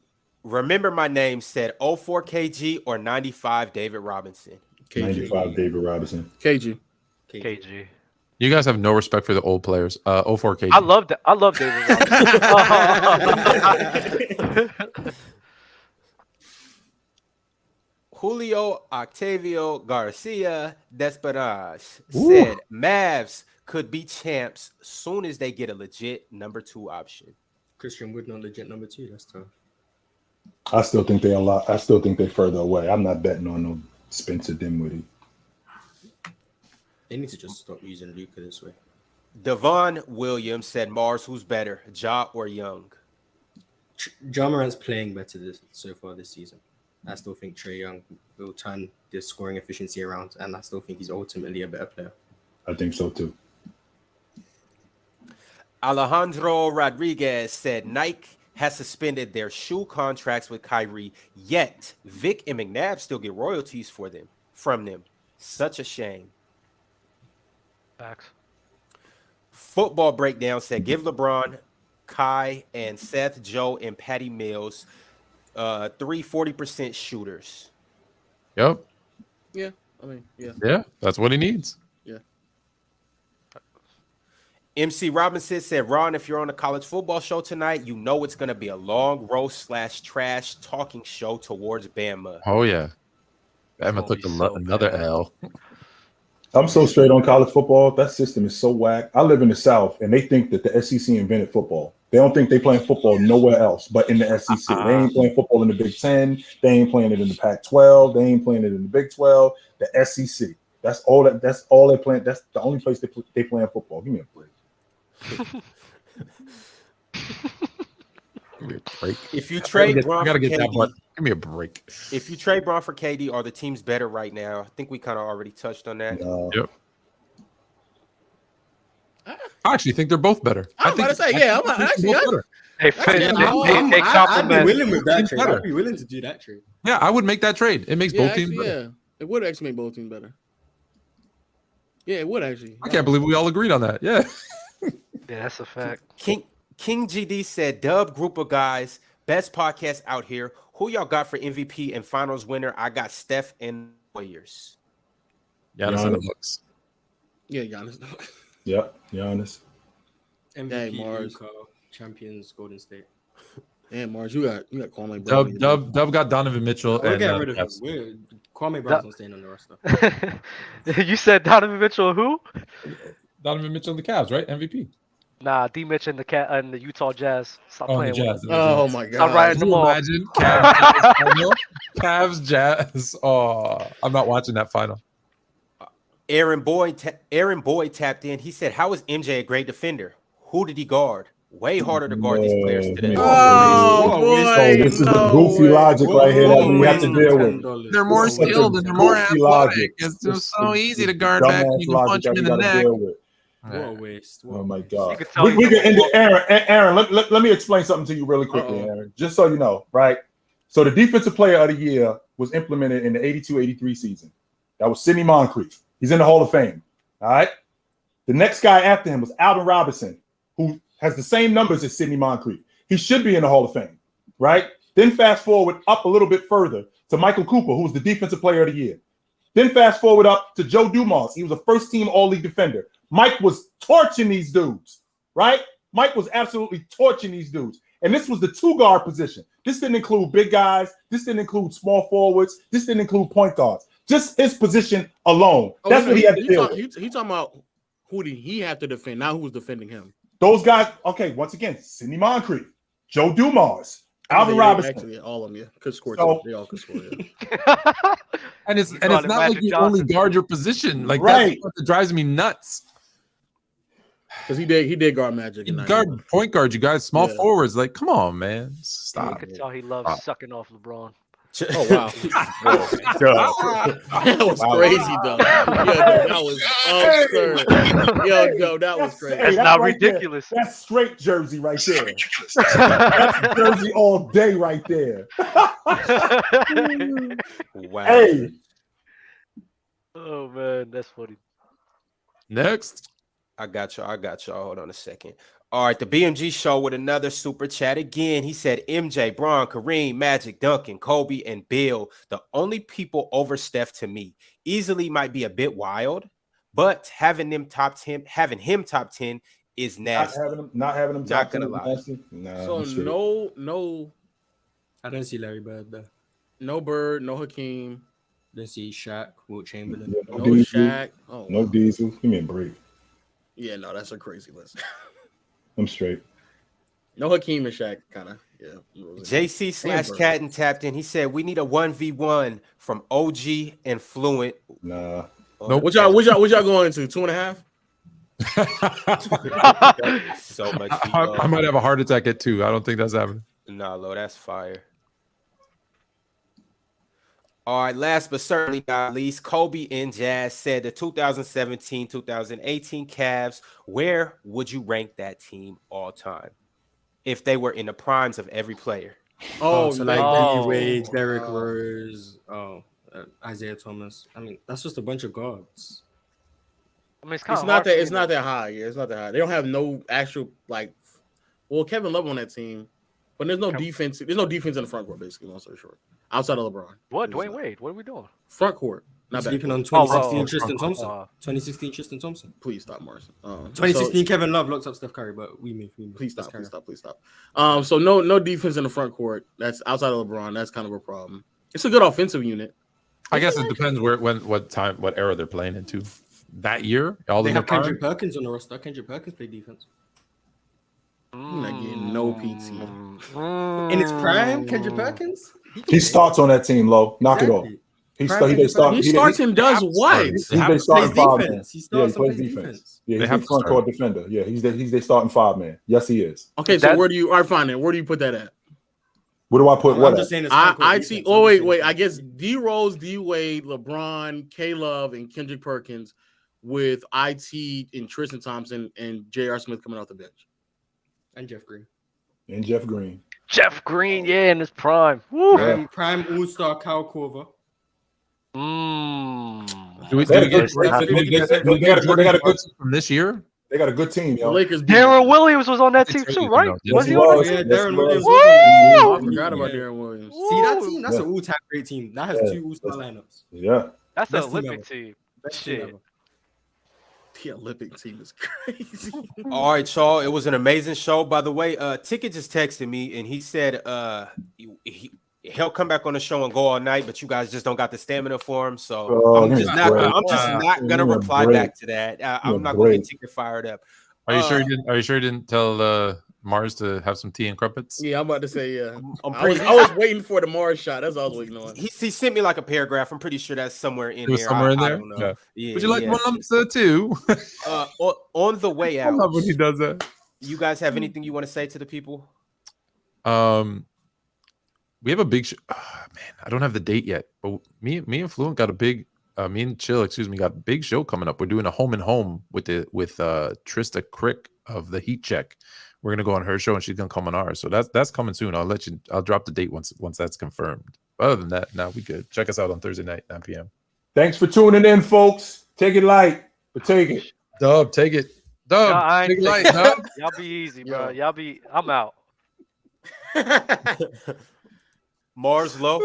Peace. Get James Wiseman off my team. All right. James Wiseman, the new Kwame Brown. KD for LeBron. KD for LeBron. Make that trade happen. Easy, Lo. See you next week, Lo. Marz, I'll see you next week, brother. Tone, I'll see you soon. All right, brother. On the way out, I'm posting Lowe's list. You guys make sure you go follow him. Okay, I'll readjust the list. You can follow him at sports_fluent. You can. I'll change Jimmy Butler and put De'Aaron Fox so it can be De'Aaron Fox in there. Yeah, okay. De'Aaron Fox over John Morant. Follow him on Twitter